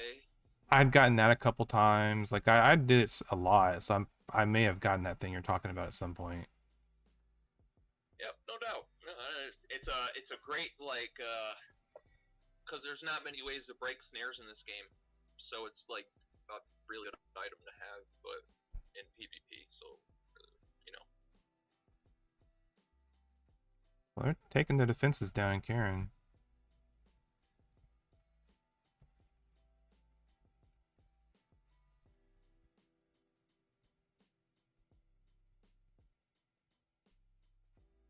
Of course, I can see we're not in the thick of it yet. I can just look at the map and I see the sea of red.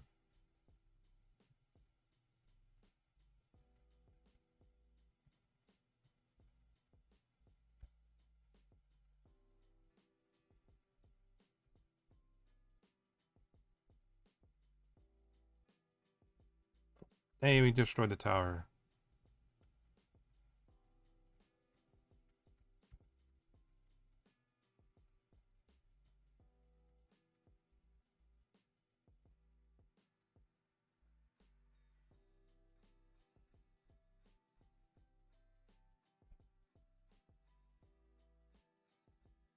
Is that a tank?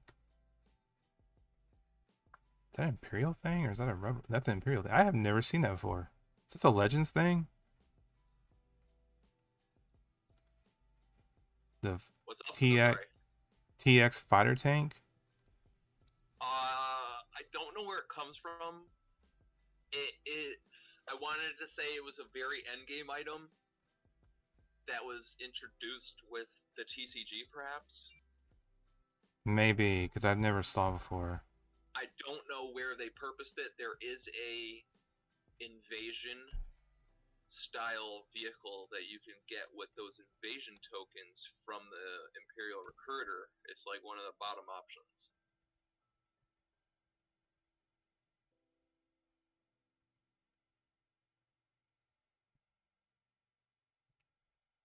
And there are a lot of Imperial NPCs in the middle of this fight.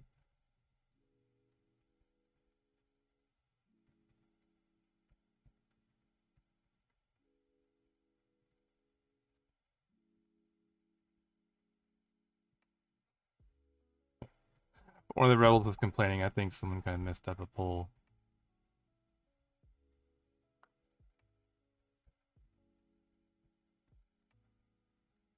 Doo, doo, doo.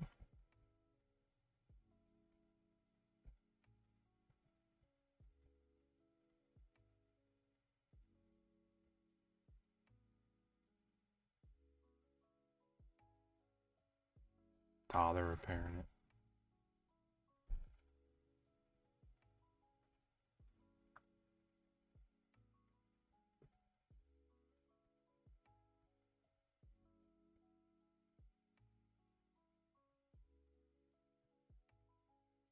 Oh, heal up.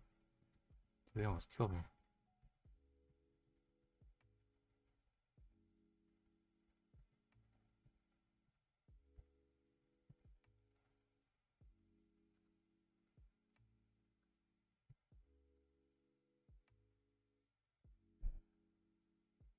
Looking out of that. Dang.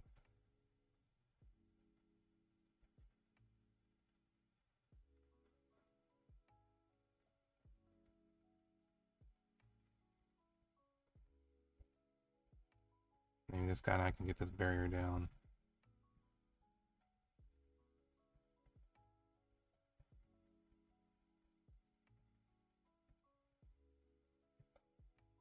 Person who was repairing it left.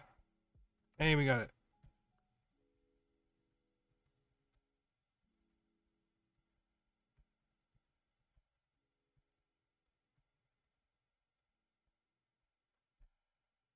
Oh, I died.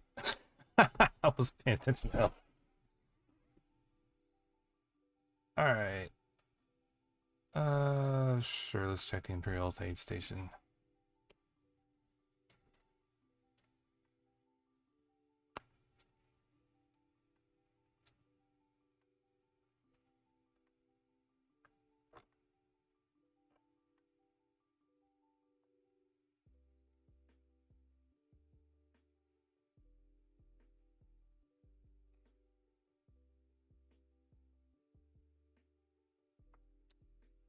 Alright, so let's go head over to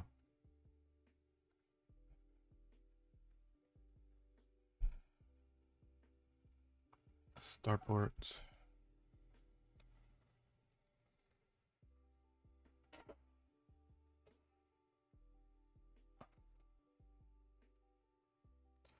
I guess I'll go ahead to Tatooine, go to Jabba's place, and see if I can get in.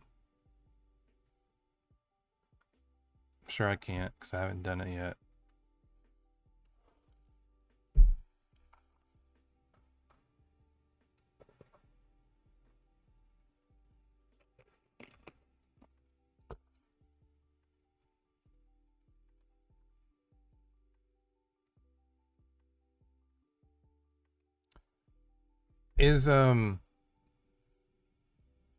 Can you repair any? You can't repair any vehicle from a garage anymore, can you?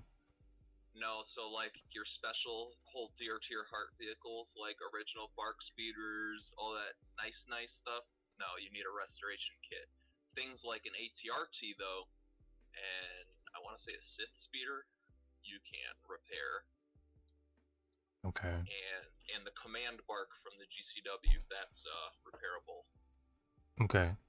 I was thinking for some reason jetpack was, but maybe I was using the jetpack before. Nope. That gets blown hell up. But you can repair it though with the restoration kit, right? Yeah. Yeah, those are like a prime target.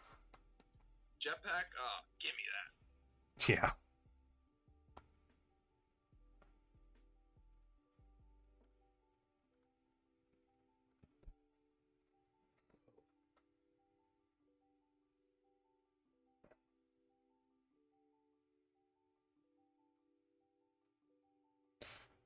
Well, I guess maybe today I'll be finishing out Java so I can talk to Boba, and then maybe Monday I'll try and do the Death Watch a little bit. Yeah, like if I'm here, I have no problem helping you, like, cause it's a small AI learning experience. You just go in there, you figure out the way that the NPCs attack, and it's the same thing every time. You don't gotta really fight with it. Wait, where am I going? I need to go. Let's go far away far.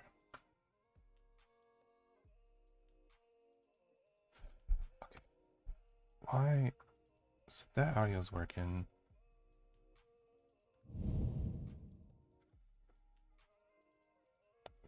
That's working.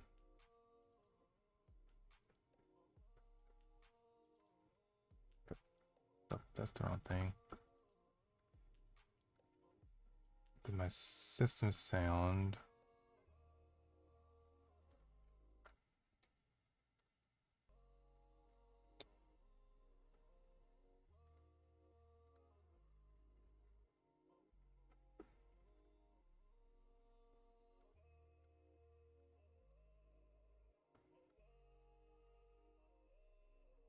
Yeah, it's weird. The sound for the game just completely shut off. Oh, now you got issues. I know. I was hearing it before.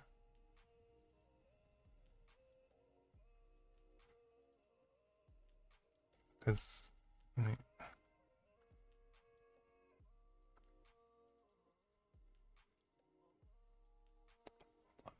System. Because all I did was went to my system preferences and tweaked it one thing and then went back to what it was.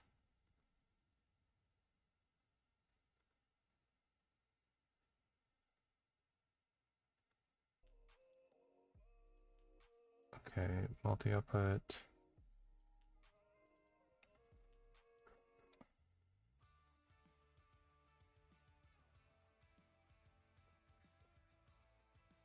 Wonder.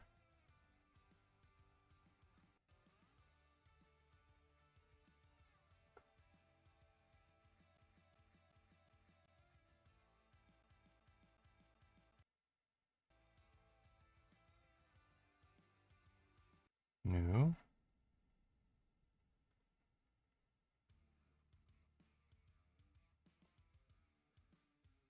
That is weird. I don't understand what happened to that. It's also not an OBS. The OBS is... It's just the music.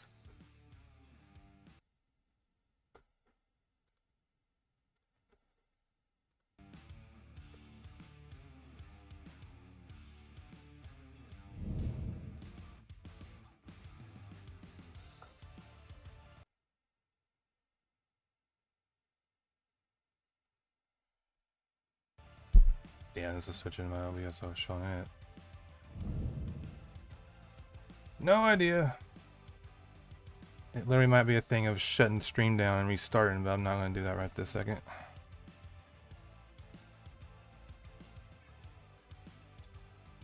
Do your thing, bro. I mean, I'm here if you need me. No, that's fine. I'm just trying to... It's just bugging me because I can't hear any audio from the game, like even on my end. Did you turn it off in game by chance? No, no, I just checked that because I was like, maybe I did something. Is your refrigerator running? No, it's standing right there.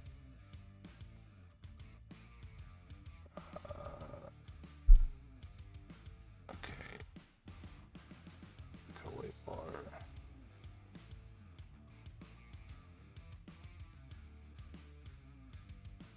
Hold on, I actually have an idea. I wonder if plugging the audio jack and then unplugging it will reset something. Woo!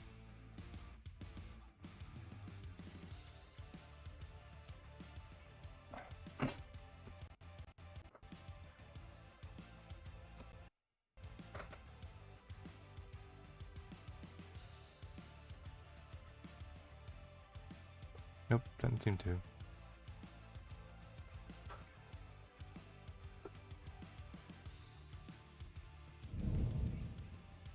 Oh well.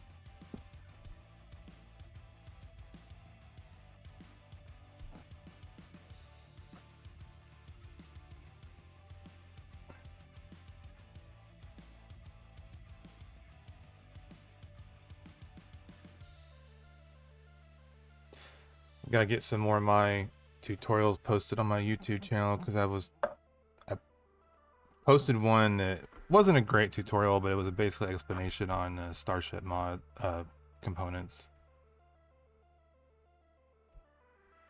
Kind of explaining the basics in case someone didn't have a clue as to what components did what. Oh, you a space monster? You a beast? Oh, absolutely not. You got skills in it, bro? Nope. Because, I mean, this dude Barrett out here one-shot anybody in the whole galaxy. Ain't nobody touching this dude. I don't even know why how don't you even play for that long if nobody can even compete against you? It's crazy. I used to be okay. I wasn't like great in space, but I think my sensitivity in my mouse or something's kind of messed up on here because every time since I've tried it recently, then again it could just be not a good ship or something. But man, it's like hard to keep the mouse focused on where it needs to be.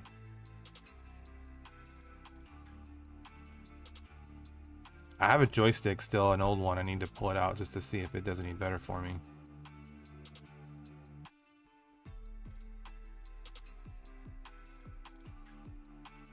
Alright, Can I go inside at all? Nope. Dang it. I haven't done a single thing in Java. Oh, dang. You about to do some stream questing. But hey, at least I have Jedi Force Run. I can get 2 things a little bit faster than... Oh, yeah.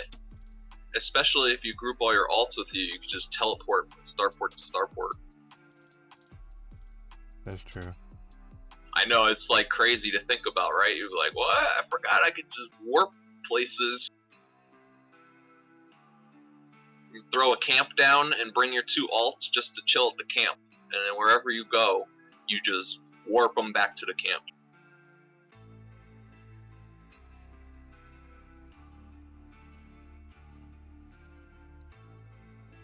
Did I just kill these? Yep, just gotta kill these dudes. Oh.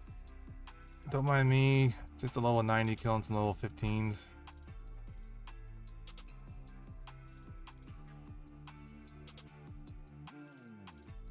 At least it goes quick.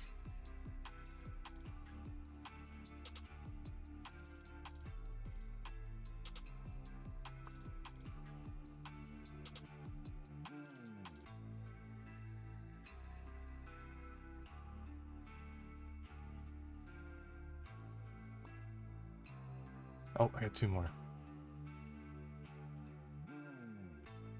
Yeah, what we were talking about last night, though, the Force Unleashed. Did you ever play that? Force Unleashed is a very good game. Yeah. By all means, like, it sits in a class by itself. Yeah. I don't know. Nothing else past that came out. Even the Force Unleashed 2, you're like, dang, that's it, huh? I know Force Unleashed 2 was good. It just wasn't great. But I mean, even Force Unleashed 2 though, compared to most other Star Wars games, was still better. Dude, I played it, I killed it, I played it again, and that's the thing I don't get from a lot of these games is replay value. Yeah, I went through Force Unleashed 1, and I did on the PlayStation. I actually platinumed it. That was hard. Dude, I imagine. Dude, the game's great. Because you have to beat it on like the hardest difficulty, and that includes fighting Vader and Palpatine at the end. Played the Sith Unleashed edition. That was the shit.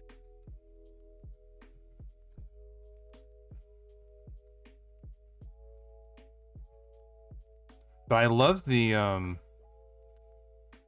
trying to remember. Someone was trying to tell me it was canon, but I don't think it can be, because it technically messes up what they did in Rebels.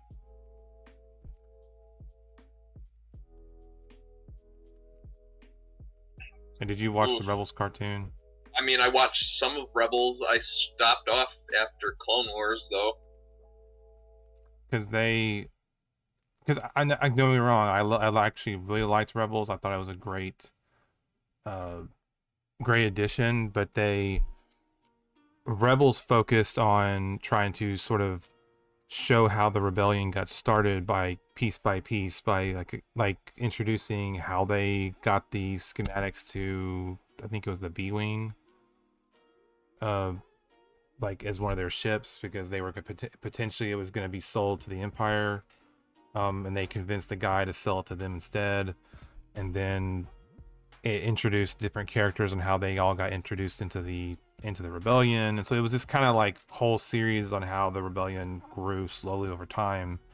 But the Force Unleashed, I think, tried to implement that was it Starkiller was kind of responsible for starting the rebellion,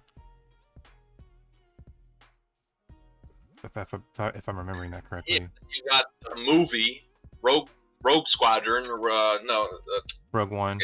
Yeah, Rogue One. So that throws anything that you're talking about out the window. Not really. Rogue One's like after the rebellion's kind of started. Yeah, but then you take out out of concept of what you're talking about with Starkiller, because he don't even exist in that timeline. But doesn't that? But I know, but that doesn't that exist? But I'm under the doesn't Starkiller impression exist before Rogue One? No. I might be getting my timelines mixed up. I think it's before because Starkiller basically all of his events it leads up to he basically brings together the different people like Leia's father and um a few other people, and they like when they come together they like reveal the symbol that becomes the rebellion symbol, like because they talk about a rebellion without using the word rebellion, and then it's kind of the beginnings of it. And then Rogue One is the rebellion's full-fledged going, and they've got the plans to destroy the Death Star. Yeah, I'm a little hazy there. Sorry. But that's where the Rebel show still works okay because it takes place in between both of those, because it's after the rebellion's already like kind of established, people are talking about it, but it's not like super like out there, like they're not fully able to assist people yet because they're still building up their resources. And it's to the point of even like the Empire in Rebels, the Empire doesn't even know for sure yet that Princess Leia is actually a part of the rebellion. They believe that she's a sympathizer, but they don't know how involved she is. So she's still able to like do things secretly. Oh, you didn't know? It's an old wrestling throwback. Oh yeah. Are My you boy wrestling Billy fan? Gunn. Man, WWF era, bro. Attitude era. I threw all of it out of the window after that. So I've stayed up on it since. I mean, like, I turn it on, like, to see what they're talking about now, but I'm not into it anymore, because as soon as you killed off the other entities, you just made it, like, this is my only choice. I refuse. Well, there is AEW, which I don't personally enjoy as much, Yeah, but I ain't a fan there's a lot Jeff of people that Jarrett do. either. What what'd you say with Jeff Jarrett's group? Or Yeah, I'm just not a fan of Jeff Jarrett. I mean, I Well, get what he's doing for the business. well, no, but he's not in AEW though, I don't think. Or not Jeff Jarrett. Cody? Y2J, Chris Jericho, right? Yeah, but it's not his company though. Yeah, I know it's not his company, but he started it. He runs the show. He's got all the. Get out of here! I've been watching all these interviews with him. He freaking controls the whole thing. Yeah, but no, it's He's like. I mean, he's one of the people. He's one of them, but he's not the main guy though. I know, but it's like. I get it. They're just like hanging on, I think, to old mechanisms, and it's cool, but it's not gonna. What they're doing ain't gonna bring back that era. No. It's never gonna happen. Well, honestly, I don't want Attitude Era to come back. Like, there's a lot of people that are like, man, it'd be better if it was the Attitude Era, but I'm like, yeah, the Attitude Era did a lot of good things, but it also screwed a lot of people up because they allowed them to be way too dangerous. A lot of wrestlers got injured, like permanently. It's just, and two, I don't necessarily fully agree with them making wrestling PG and making it fully family friendly. I'm like, I don't think you can make a company that's based on essentially violence a family friendly thing, but I don't necessarily think it needs to be full blown what the Attitude Era was either. I think that took it a little bit too far because you couldn't go mainstream. It's like, Nah, I hear what you're saying, but it was definitely a fun era. Like, when it was, no comparing that shit. When DX would come out and they would impersonate everybody around, and it would be hilarious, dude. Like, I would wait for Monday to come around to see Triple H and Shawn Michaels come down in their little gimmicks and break down The Rock. The Rock would come out, do the Rudy Poo, Candy Ass. Oh, man, come on. Yeah, their biggest problem these days, really, what it starts from, and I hate to be one of the people that say this, but it really starts from Vince McMahon is still too much in control, because there are too often wrestlers will say, yeah, like they didn't let me do this because Vince basically didn't like it after one time, or because you get Vince people doesn't. like the Big Show. He's been running around with Vince now 20 years, and they're like, listen, Show, we're just going to have you training people, signing autographs, and we're going to pay you good for it. And he's like, I watched an interview with him, he's like, no, dude, I got gas left in the tank. You're not just going to take my gas.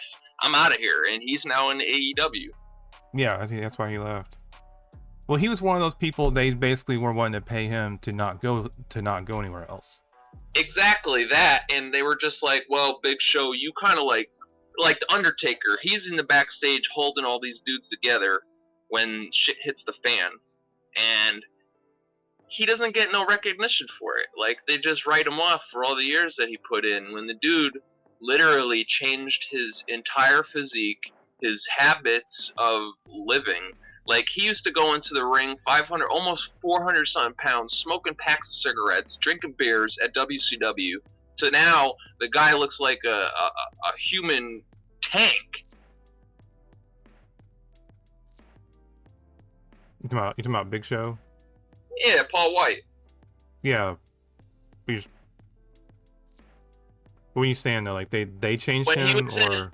No, like he changed for the company in company's best interest, and they were just like, "Good job, Paul. You're working hard."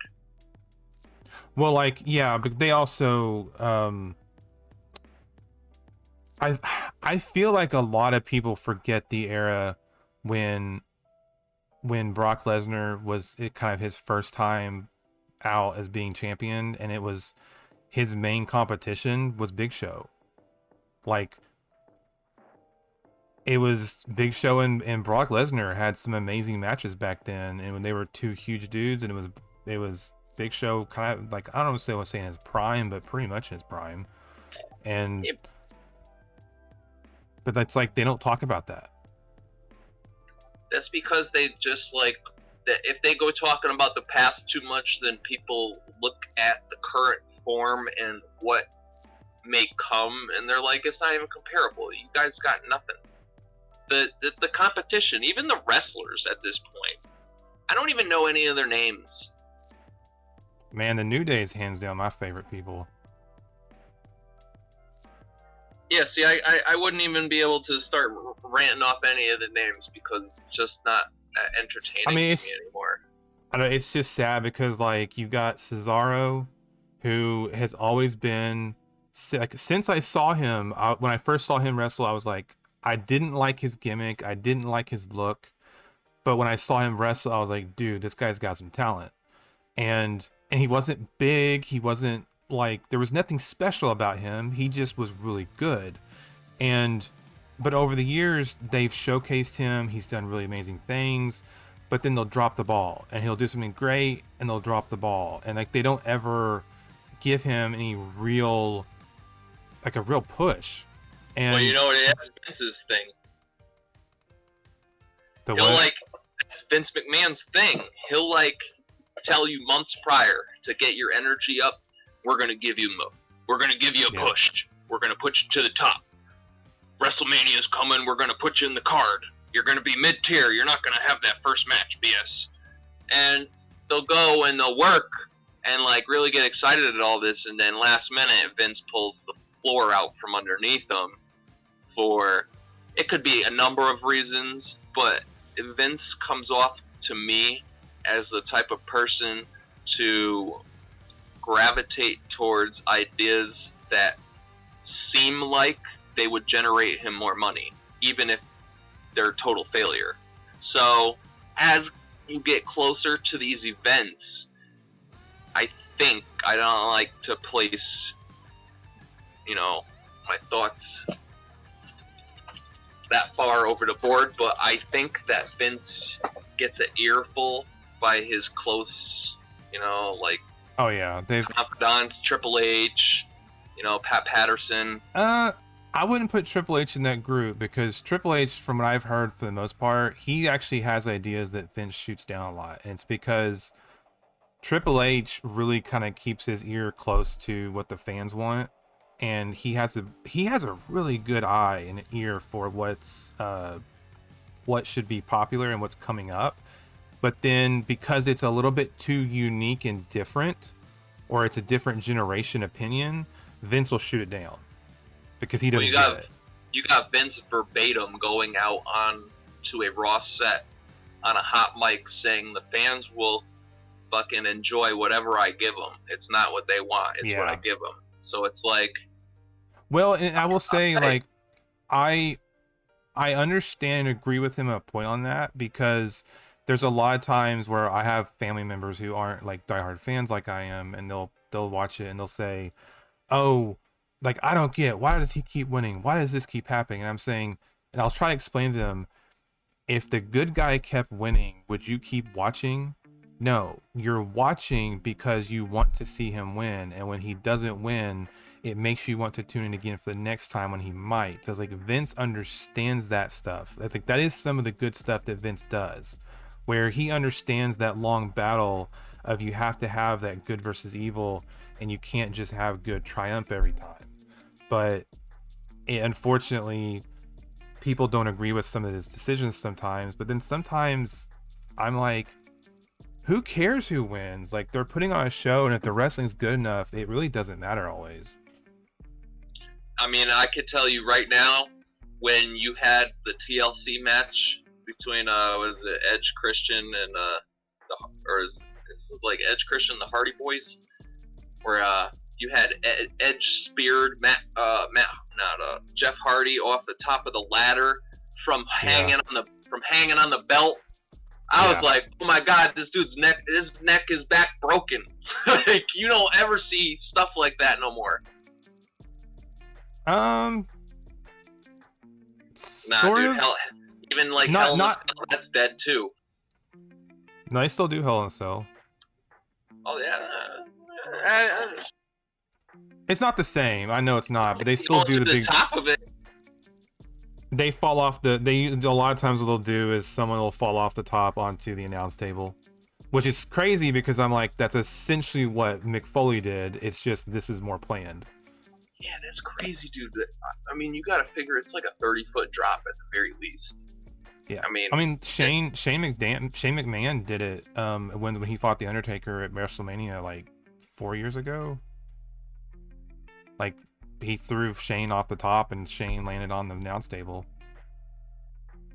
Yo, for Shane, like, just for like talking purposes, just imagine Shane McMahon just being like, I'm gonna go out there and I'm gonna wrestle the Undertaker, and not only am I gonna do that, but I'm gonna have him throw me off the top of the Hell in the Cell onto the announcer table. You gotta think, like, Vince is like, are you what? Like, you're my son, like. And then he's like, go out and do it. Yeah. Thing is, I'm sure it was Shane's idea. No, I know, but you gotta like take it into perspective. You're Vince, and Shane's pitching you this, and he's your son, and you're like, you're Vince, but you're his dad at the same time. So you're like, I don't like that idea, but go out and get me some money. Yeah, I understand that, and it's messed up. But I'm also like. But I've also seen the stuff Vince himself has done. He's done some pretty crazy stuff too. So I'm like, it is one of those, like, you almost can't knock it. You can't knock it because it's like, well, there's not too many people who have done stuff that Vince hasn't done. And not to say Vince has done a bunch of insane things, but he has taken pile drivers. Yeah. Like, how'd you convince your wife to do that? And some of the other shit that Vince has gotten done on like live TV with like the girls and stuff, like like not for nothing, but he's like been in compromising positions with other women on live television where you would Oh yeah. only assume that your significant other would not be happy about it. And then you're like, let's do a production. I know, it's pretty crazy what they've You got a crazy relationship with your wife for that to sling. It's crazy to think too that he's like he's not that far off from, what is it, 80? Oh yeah, he looks pretty good. I don't know what he'd be taking. Oh, he's definitely, he's admitted he's done steroids before. I don't know if he still does. He's had I mean, to have, dude. I mean, he got Brock Lesnar status for a couple years. he's but he apparently still, like, I saw a report, they said he's still at his age, he gets up like 4 o'clock in the morning, he goes to the gym, and then goes to the office, and then goes to his events, and then goes back to his hotel room or wherever he's staying, and then he gets back up in the morning at 4 a.m., goes back to the gym. Like they said, that's his daily routine. Right, so he has all his extracurricular fun at the job because he's the boss. So, Yeah. like, I can understand him being as a significant promoter as he's been for the last 30 years now, because the guy literally goes to work every day loving his job.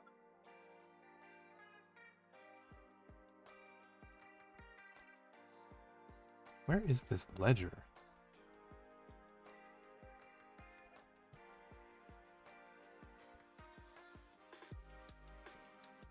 Yeah, but the New Day though, like hands down, are some of my favorite people, because did you watch any of the Daniel Bryan stuff? Daniel Bryan, no. I know who it is, the red-headed guy.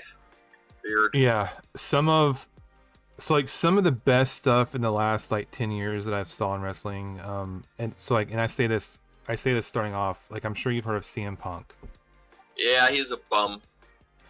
I was not a fan of him initially, because when I first saw him on something, I was like, who's this joke? I was CM Punk. I was like, what kind of name is that? Like, I was like, it's garbage. But I started watching him, and it was right around the time when he got his first championship, and they kind of took it away from him, like, not too long after, but then he got it back, and he kept it for over 400 days, and you know, it was that whole summer of Punk, whatever they called it, and it turned me into a fan. Like, I understand why some people don't like him, but it was hands down, like, he was one of those guys where if you watched any of his matches, he made bad people look good. He was one of those guys, he was able to do that. And just as nowadays, just as now though, as people want to bash and dislike Roman Reigns because he's been handed, he's been handed so much. Like, at this point, I mean, the dude has like Isn't he like family with The Rock, bro? Like, yeah, he's part of that whole Samoa thing. I mean, he is, and that's a big part of it. But on top of that, the dude's awesome.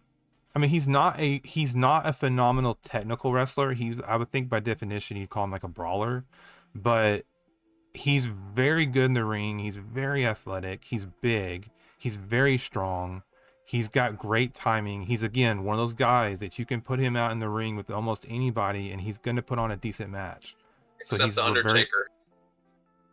Well, no, he did a good job. Honestly, the Undertaker kind of messed up part. The Undertaker kind of messed it up, though. He even admitted, because he couldn't get himself picked up. Trolling. I know, but yeah, it's just, honestly, that should have been the Undertaker's final match.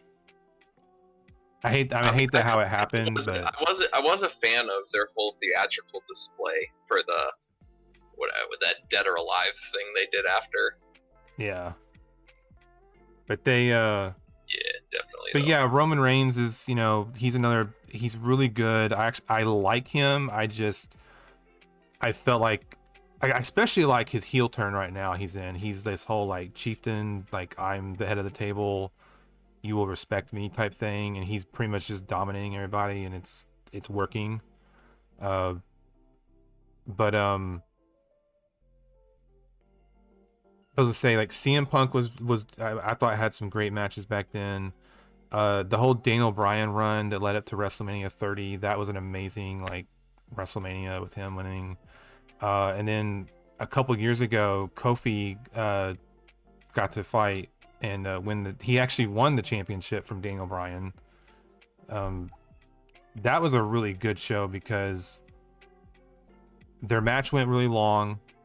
It was really good and athletic. I mean, it was a back and forth match. You weren't actually even sure. Like, you thought, like, they have to give Kofi the title. But then again, I'm like, it's WWE. They don't have to do anything. But then when he won, it was, you know, they had all the emotions with it, and his children came on the stage with him and everything. And I was glad to see, like, they didn't just have Kofi lose the title within a month. He kept it for, like, 5 or 6 months. But then... Yeah, they're not going to hurt you at this point. Like, they did that one time. Yeah, but you know what they did to Kofi, though? The moment Brock Lesnar showed back up, Brock Lesnar came in, got a match, attacked Kofi like 2 or 3 times, won the belt. I mean, yeah, granted, Kofi's like half his size. It's understandable that Brock would dominate him, but it was, I don't know, it felt very disrespectful. Yeah, but you figure Kofi in the back, like, I'm going to lose to Brock Lesnar? All right. Yeah. Like, how could you argue that? Like, cause it's not like somebody Joe came up from underneath and they gave it to him. Yeah. But Brock Lesnar, he could go in the ring and just take it from you. That's what they want to make it look like. He could just go in there, take it from you, and that's it. And it's almost like, I get it. I was gonna say, that was one of the things where people were upset about Undertaker losing to Brock. They thought, like, how could you give it to Brock? And I kind of felt the same way, but then I heard it was an argument from Mick Foley. He said Brock Lesnar is the only person who could have taken that streak from Undertaker. Like, just taken it, stripped it from him. Like, yeah, and he said the reason he's the only person is because Brock Lesnar didn't need the streak win. Anybody else who got it would have potentially needed that streak win to elevate their career. Brock, 1, didn't need it. 2, Brock can take your hate. Brock can be popular, make money for WWE, and he can take all the hate and the heat from taking that streak from Undertaker and turn it into a success. So he was like, he goes, name one other wrestler who could have taken that heat and turned it into something positive. That's definitely true, bro. Like, so it was like, and Brock Lesnar can just leave the company. He could give Vince the finger. He could make it all sell at the same time, and you wouldn't even know if he's being real, fake. It's just like, what is Brock Lesnar? Because he's the type of person to just tell Vince to go fuck himself, and he has, and he'll leave the company for a couple years, and then he'll say, hey man, I was just cruising one day, and Vince called me on the phone and said, hey, you want to do a match? Yeah, I mean, he's just, that's how he is. It's just funny. Brock Lesnar is actually one of the only characters to be featured in 3 major video game titles. That was, I think, Madden 94, UFC Undisputed, and WWE, one of the 2Ks. Yeah, it's pretty neat to think about. He's been around for a while. Yeah. Well, I mean, honestly, it's just because he joined WWE so young. If he had waited and come in later, I don't know. I mean, he would have been successful, but I think what helped him the most, and at least in wrestling, was the fact that he had joined so young. And so when he took that long break and went elsewhere, when he came back, he already had a huge following. So people automatically knew what he was about.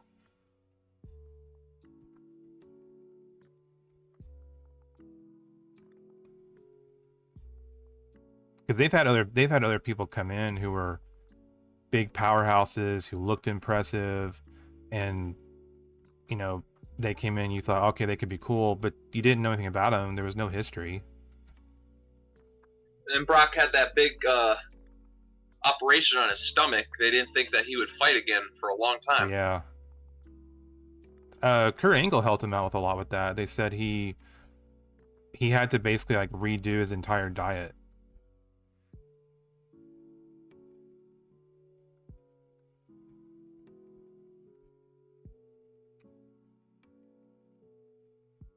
But yeah, a lot of people love the current oh, what is his name? Drew McIntyre. They they're really big on him, and he was popular during this last year of the pandemic, and he was fine and all. But I was just like, for him, to me, it felt like a push too late. Like it, because he had been around for a few years, and they really didn't do a lot with him. Yeah, I know of Drew McIntyre. I just like I don't follow any of it no more. Yeah, it's funny. Like Drew McIntyre and oh, I can't remember his name now either. He's the guy. He was a guy. He's from India.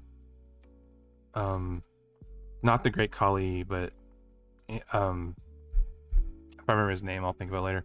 But there was the two of them, and then there was the Heath Slater. They were the 3-man band. They were this stupid like Job Squad that came out years ago, and they they were funny. They had fans that got a kick out of watching them, but they were by no means considered like a viable threat throughout the entire show. But then when Drew and the other guy, I can't remember his name, when they got let go, they took that opportunity and basically, like, if you see their pictures, they beefed up. Like, you could tell, like, they went from being kind of like big but flabby to being bigger but very toned. They were obviously way stronger, way more athletic than they were. They had really trained hard, and when they came back, like, both of them have had championship runs at this point. So they were. I get you, dude. You already know that the injections are part of the business, so it's like whatever. Big beef. Yeah. It just like. I know not everybody does it though, because I've definitely heard interviews of some people. They're like, well, some people are scared of that shit because it doesn't mesh well with some people's psyche. Yeah.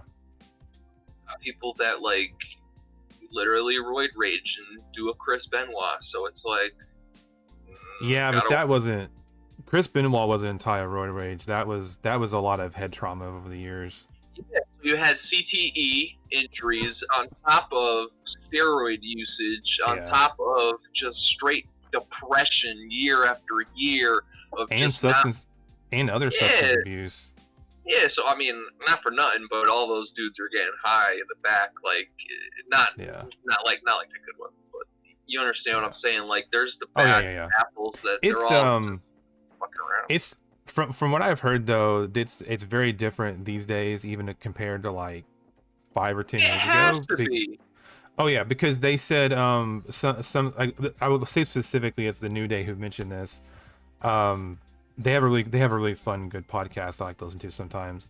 They said there was a conversation they had with, I want to say it was the Undertaker or someone else, and they said that they commented on them bringing like video games into the locker room, and they said, oh man, like I miss the good old days when you used to open a guy's gym bag and like they had a gun or a knife in there, like, and they were like, how is that good?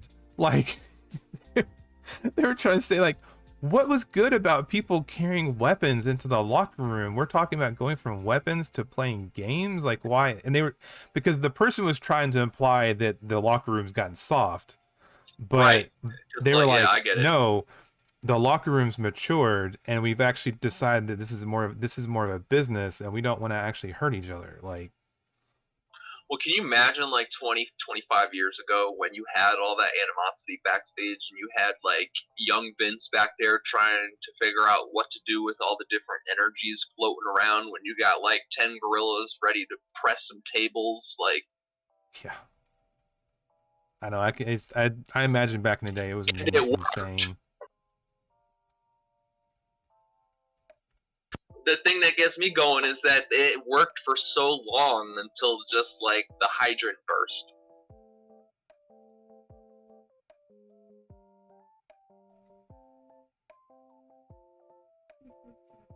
I'm missing I don't know what this guy is. Target Saul Rouse. how did I miss him? I've been walking around this cave forever trying to find this stuff, and I can't find it. Really? Level 19 gonna decide to aggro me like you're gonna survive. Yeah, that's the thing I can't stand about the game. Like, you got NPCs that are just, yeah, never mind. Yeah, it's pretty dumb. Okay, maybe that's the word over here. I'm gonna take off for a little bit though, and Yeah. I'm gonna turn the stream off soon. Yeah, I'm gonna comm you later and see what you're doing. Okay. Alright, bro. Take it easy. Alright. Did we get the warhead? We got the warhead. Oh, now we can get out of here. Good night. I should have known that one clickable was the thing I needed.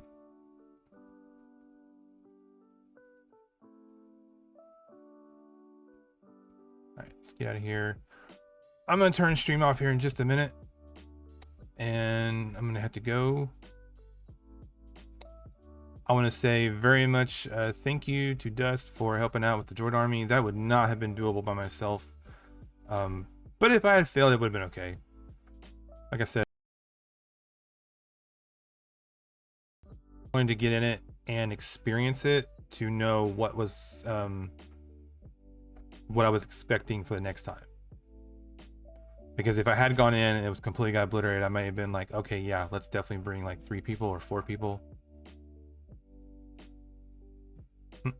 Can you help?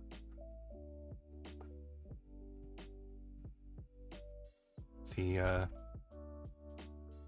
come on. Slash wave. Curious if this dude's doing this too. If I haven't said it yet, if you are not following me on Twitch,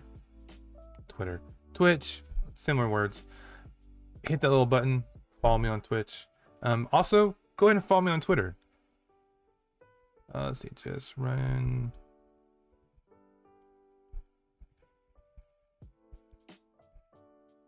And then also too, if you're not joining my Discord, you can join my Discord as well, just like Dust did, and we can chat on stream, talk about anything. And you can also help me out. It'd be a very easy way for us to run some quests in game together.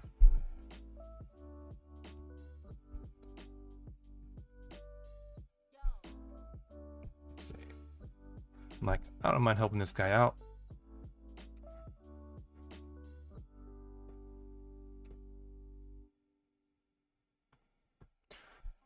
I'm gonna leave this group. Let me help him out. Let's help this dude out.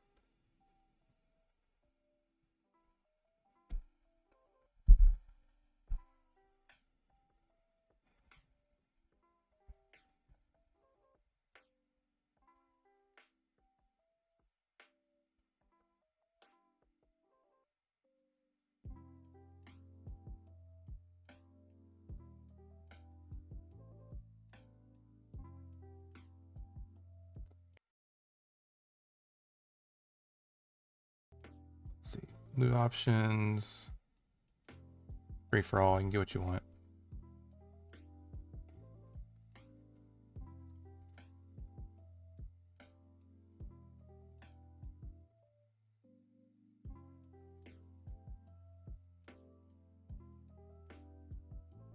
Let's just take these people off of this guy.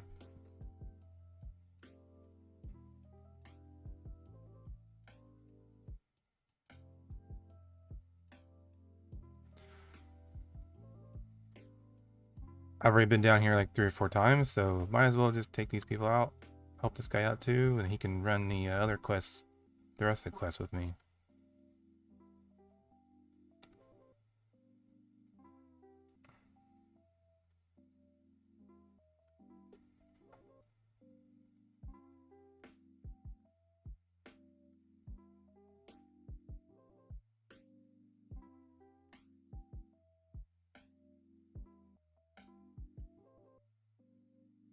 Get that guy.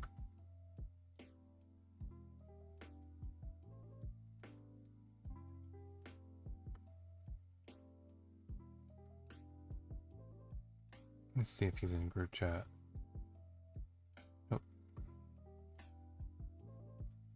Who knows? He may not be. I'm curious if he is a returning player or a brand new player.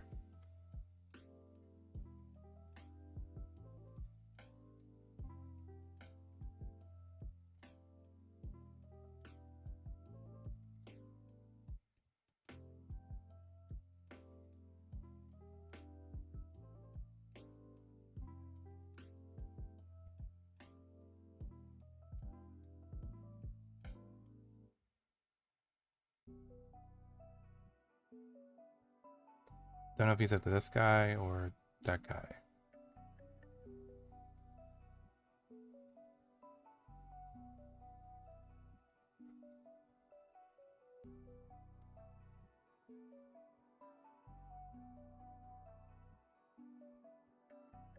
Ah, I know where the ledger is.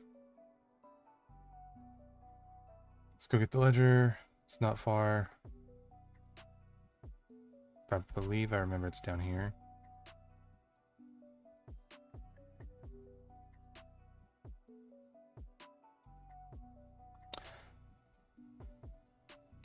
Yeah. Thanks for sticking around if you've been watching. I appreciate those who come back.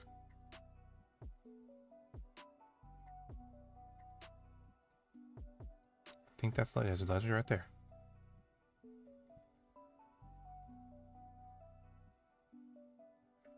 And then he should need... Unless he's killed the other guys, he may not.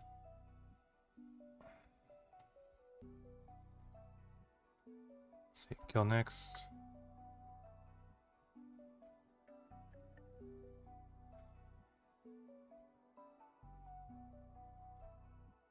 Let's see what he says.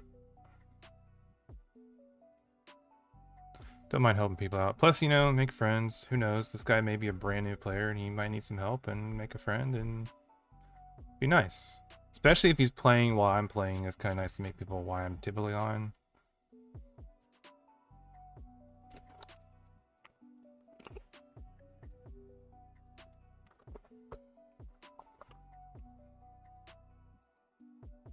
Alright, he needs to find the warhead and then kill those two guys.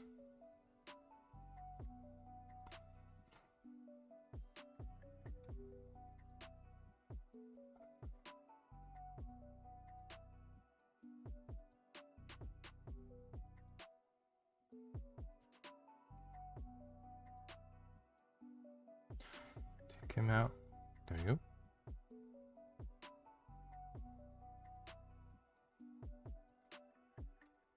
Man, he's got some quick spawners, but I understand why, because you got people running groups in here. They're gonna...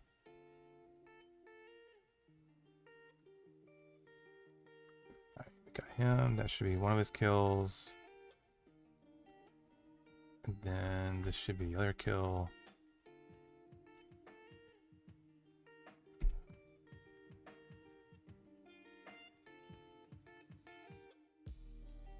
And then this should be the warhead.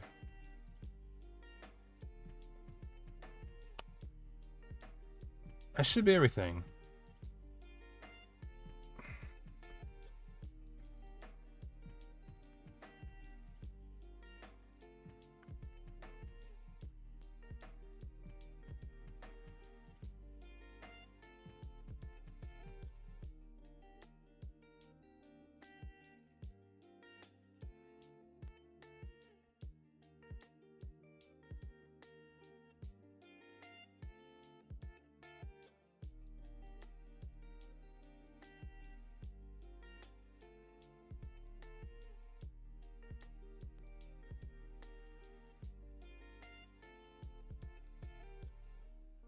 Oh, okay, he's returning from live.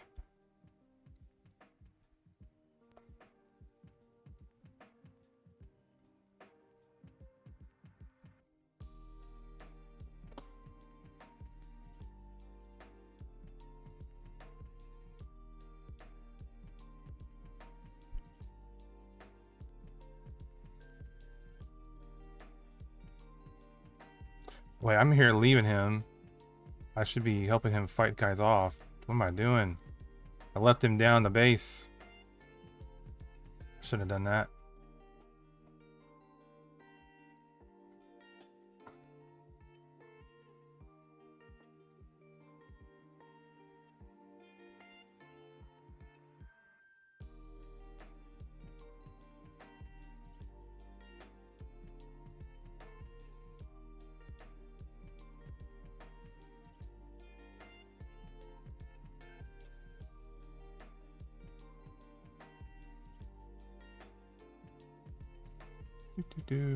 Let him know he's on stream.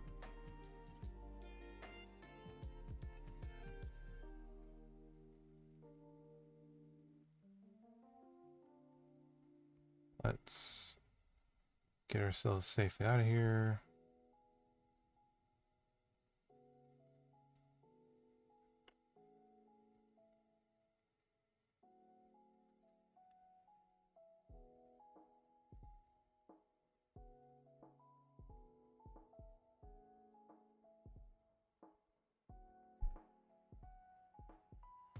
Might as well send him. Who knows? If he, I mean, especially this is his first character. He's gonna need a little bit of help. So I can help some, and I can maybe point in the right direction from other people.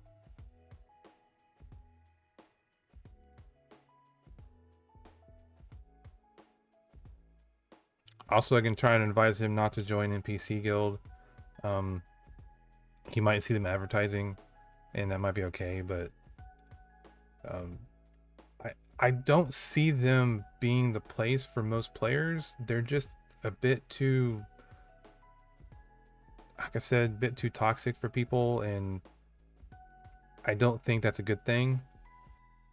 So I don't know that I don't know that your average player would be very happy there. Some people can look past that or don't care or enjoy it. That's up to them, but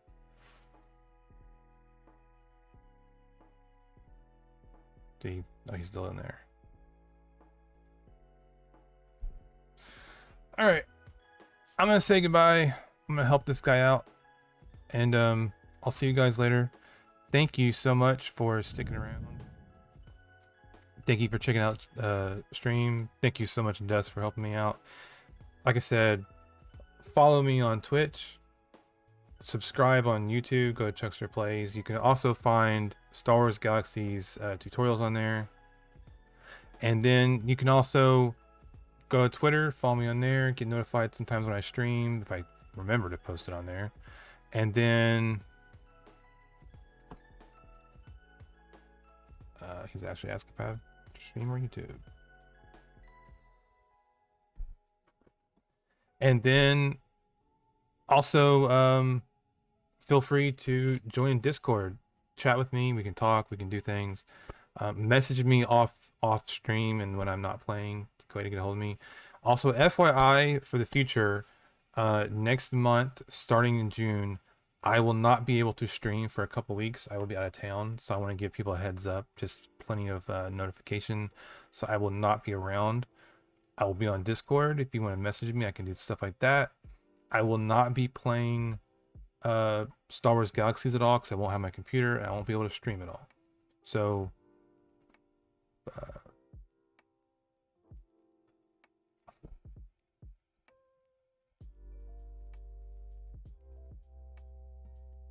and then but yeah, so join those things. Let's get to know each other, talk, chat, and check out the other games I stream. Monday we'll be back to Star Wars Galaxies Legends. Wednesday we'll be back to God of War. Hopefully Thursday we'll do another review stream. Hopefully we'll find something better than Persona 5. That game, just for my own self, was garbage. But if you enjoy it, have more power to you. And then we'll the next Friday back to Star Wars again. We got past the Droid Army. That was amazing. And then yeah, it was something different. And then we just need to get through the Droid Army, the Droid Factory again, and then we're on to HK, and then we can start really doing some loot through there. So that'll be awesome. And if I can do the Death Watch bunker maybe a little bit over the weekend, that'd be great. Because if I could just loot one of those liquids, that'll pay for my holocron. So hopefully I'll hopefully we can do that and take care of that. And I'll see you guys next time. Again, as always, stay safe, be kind to each other, be a nice gamer, try not to rage quit. I know it's hard for all of us, but I'll see you guys next time. So long.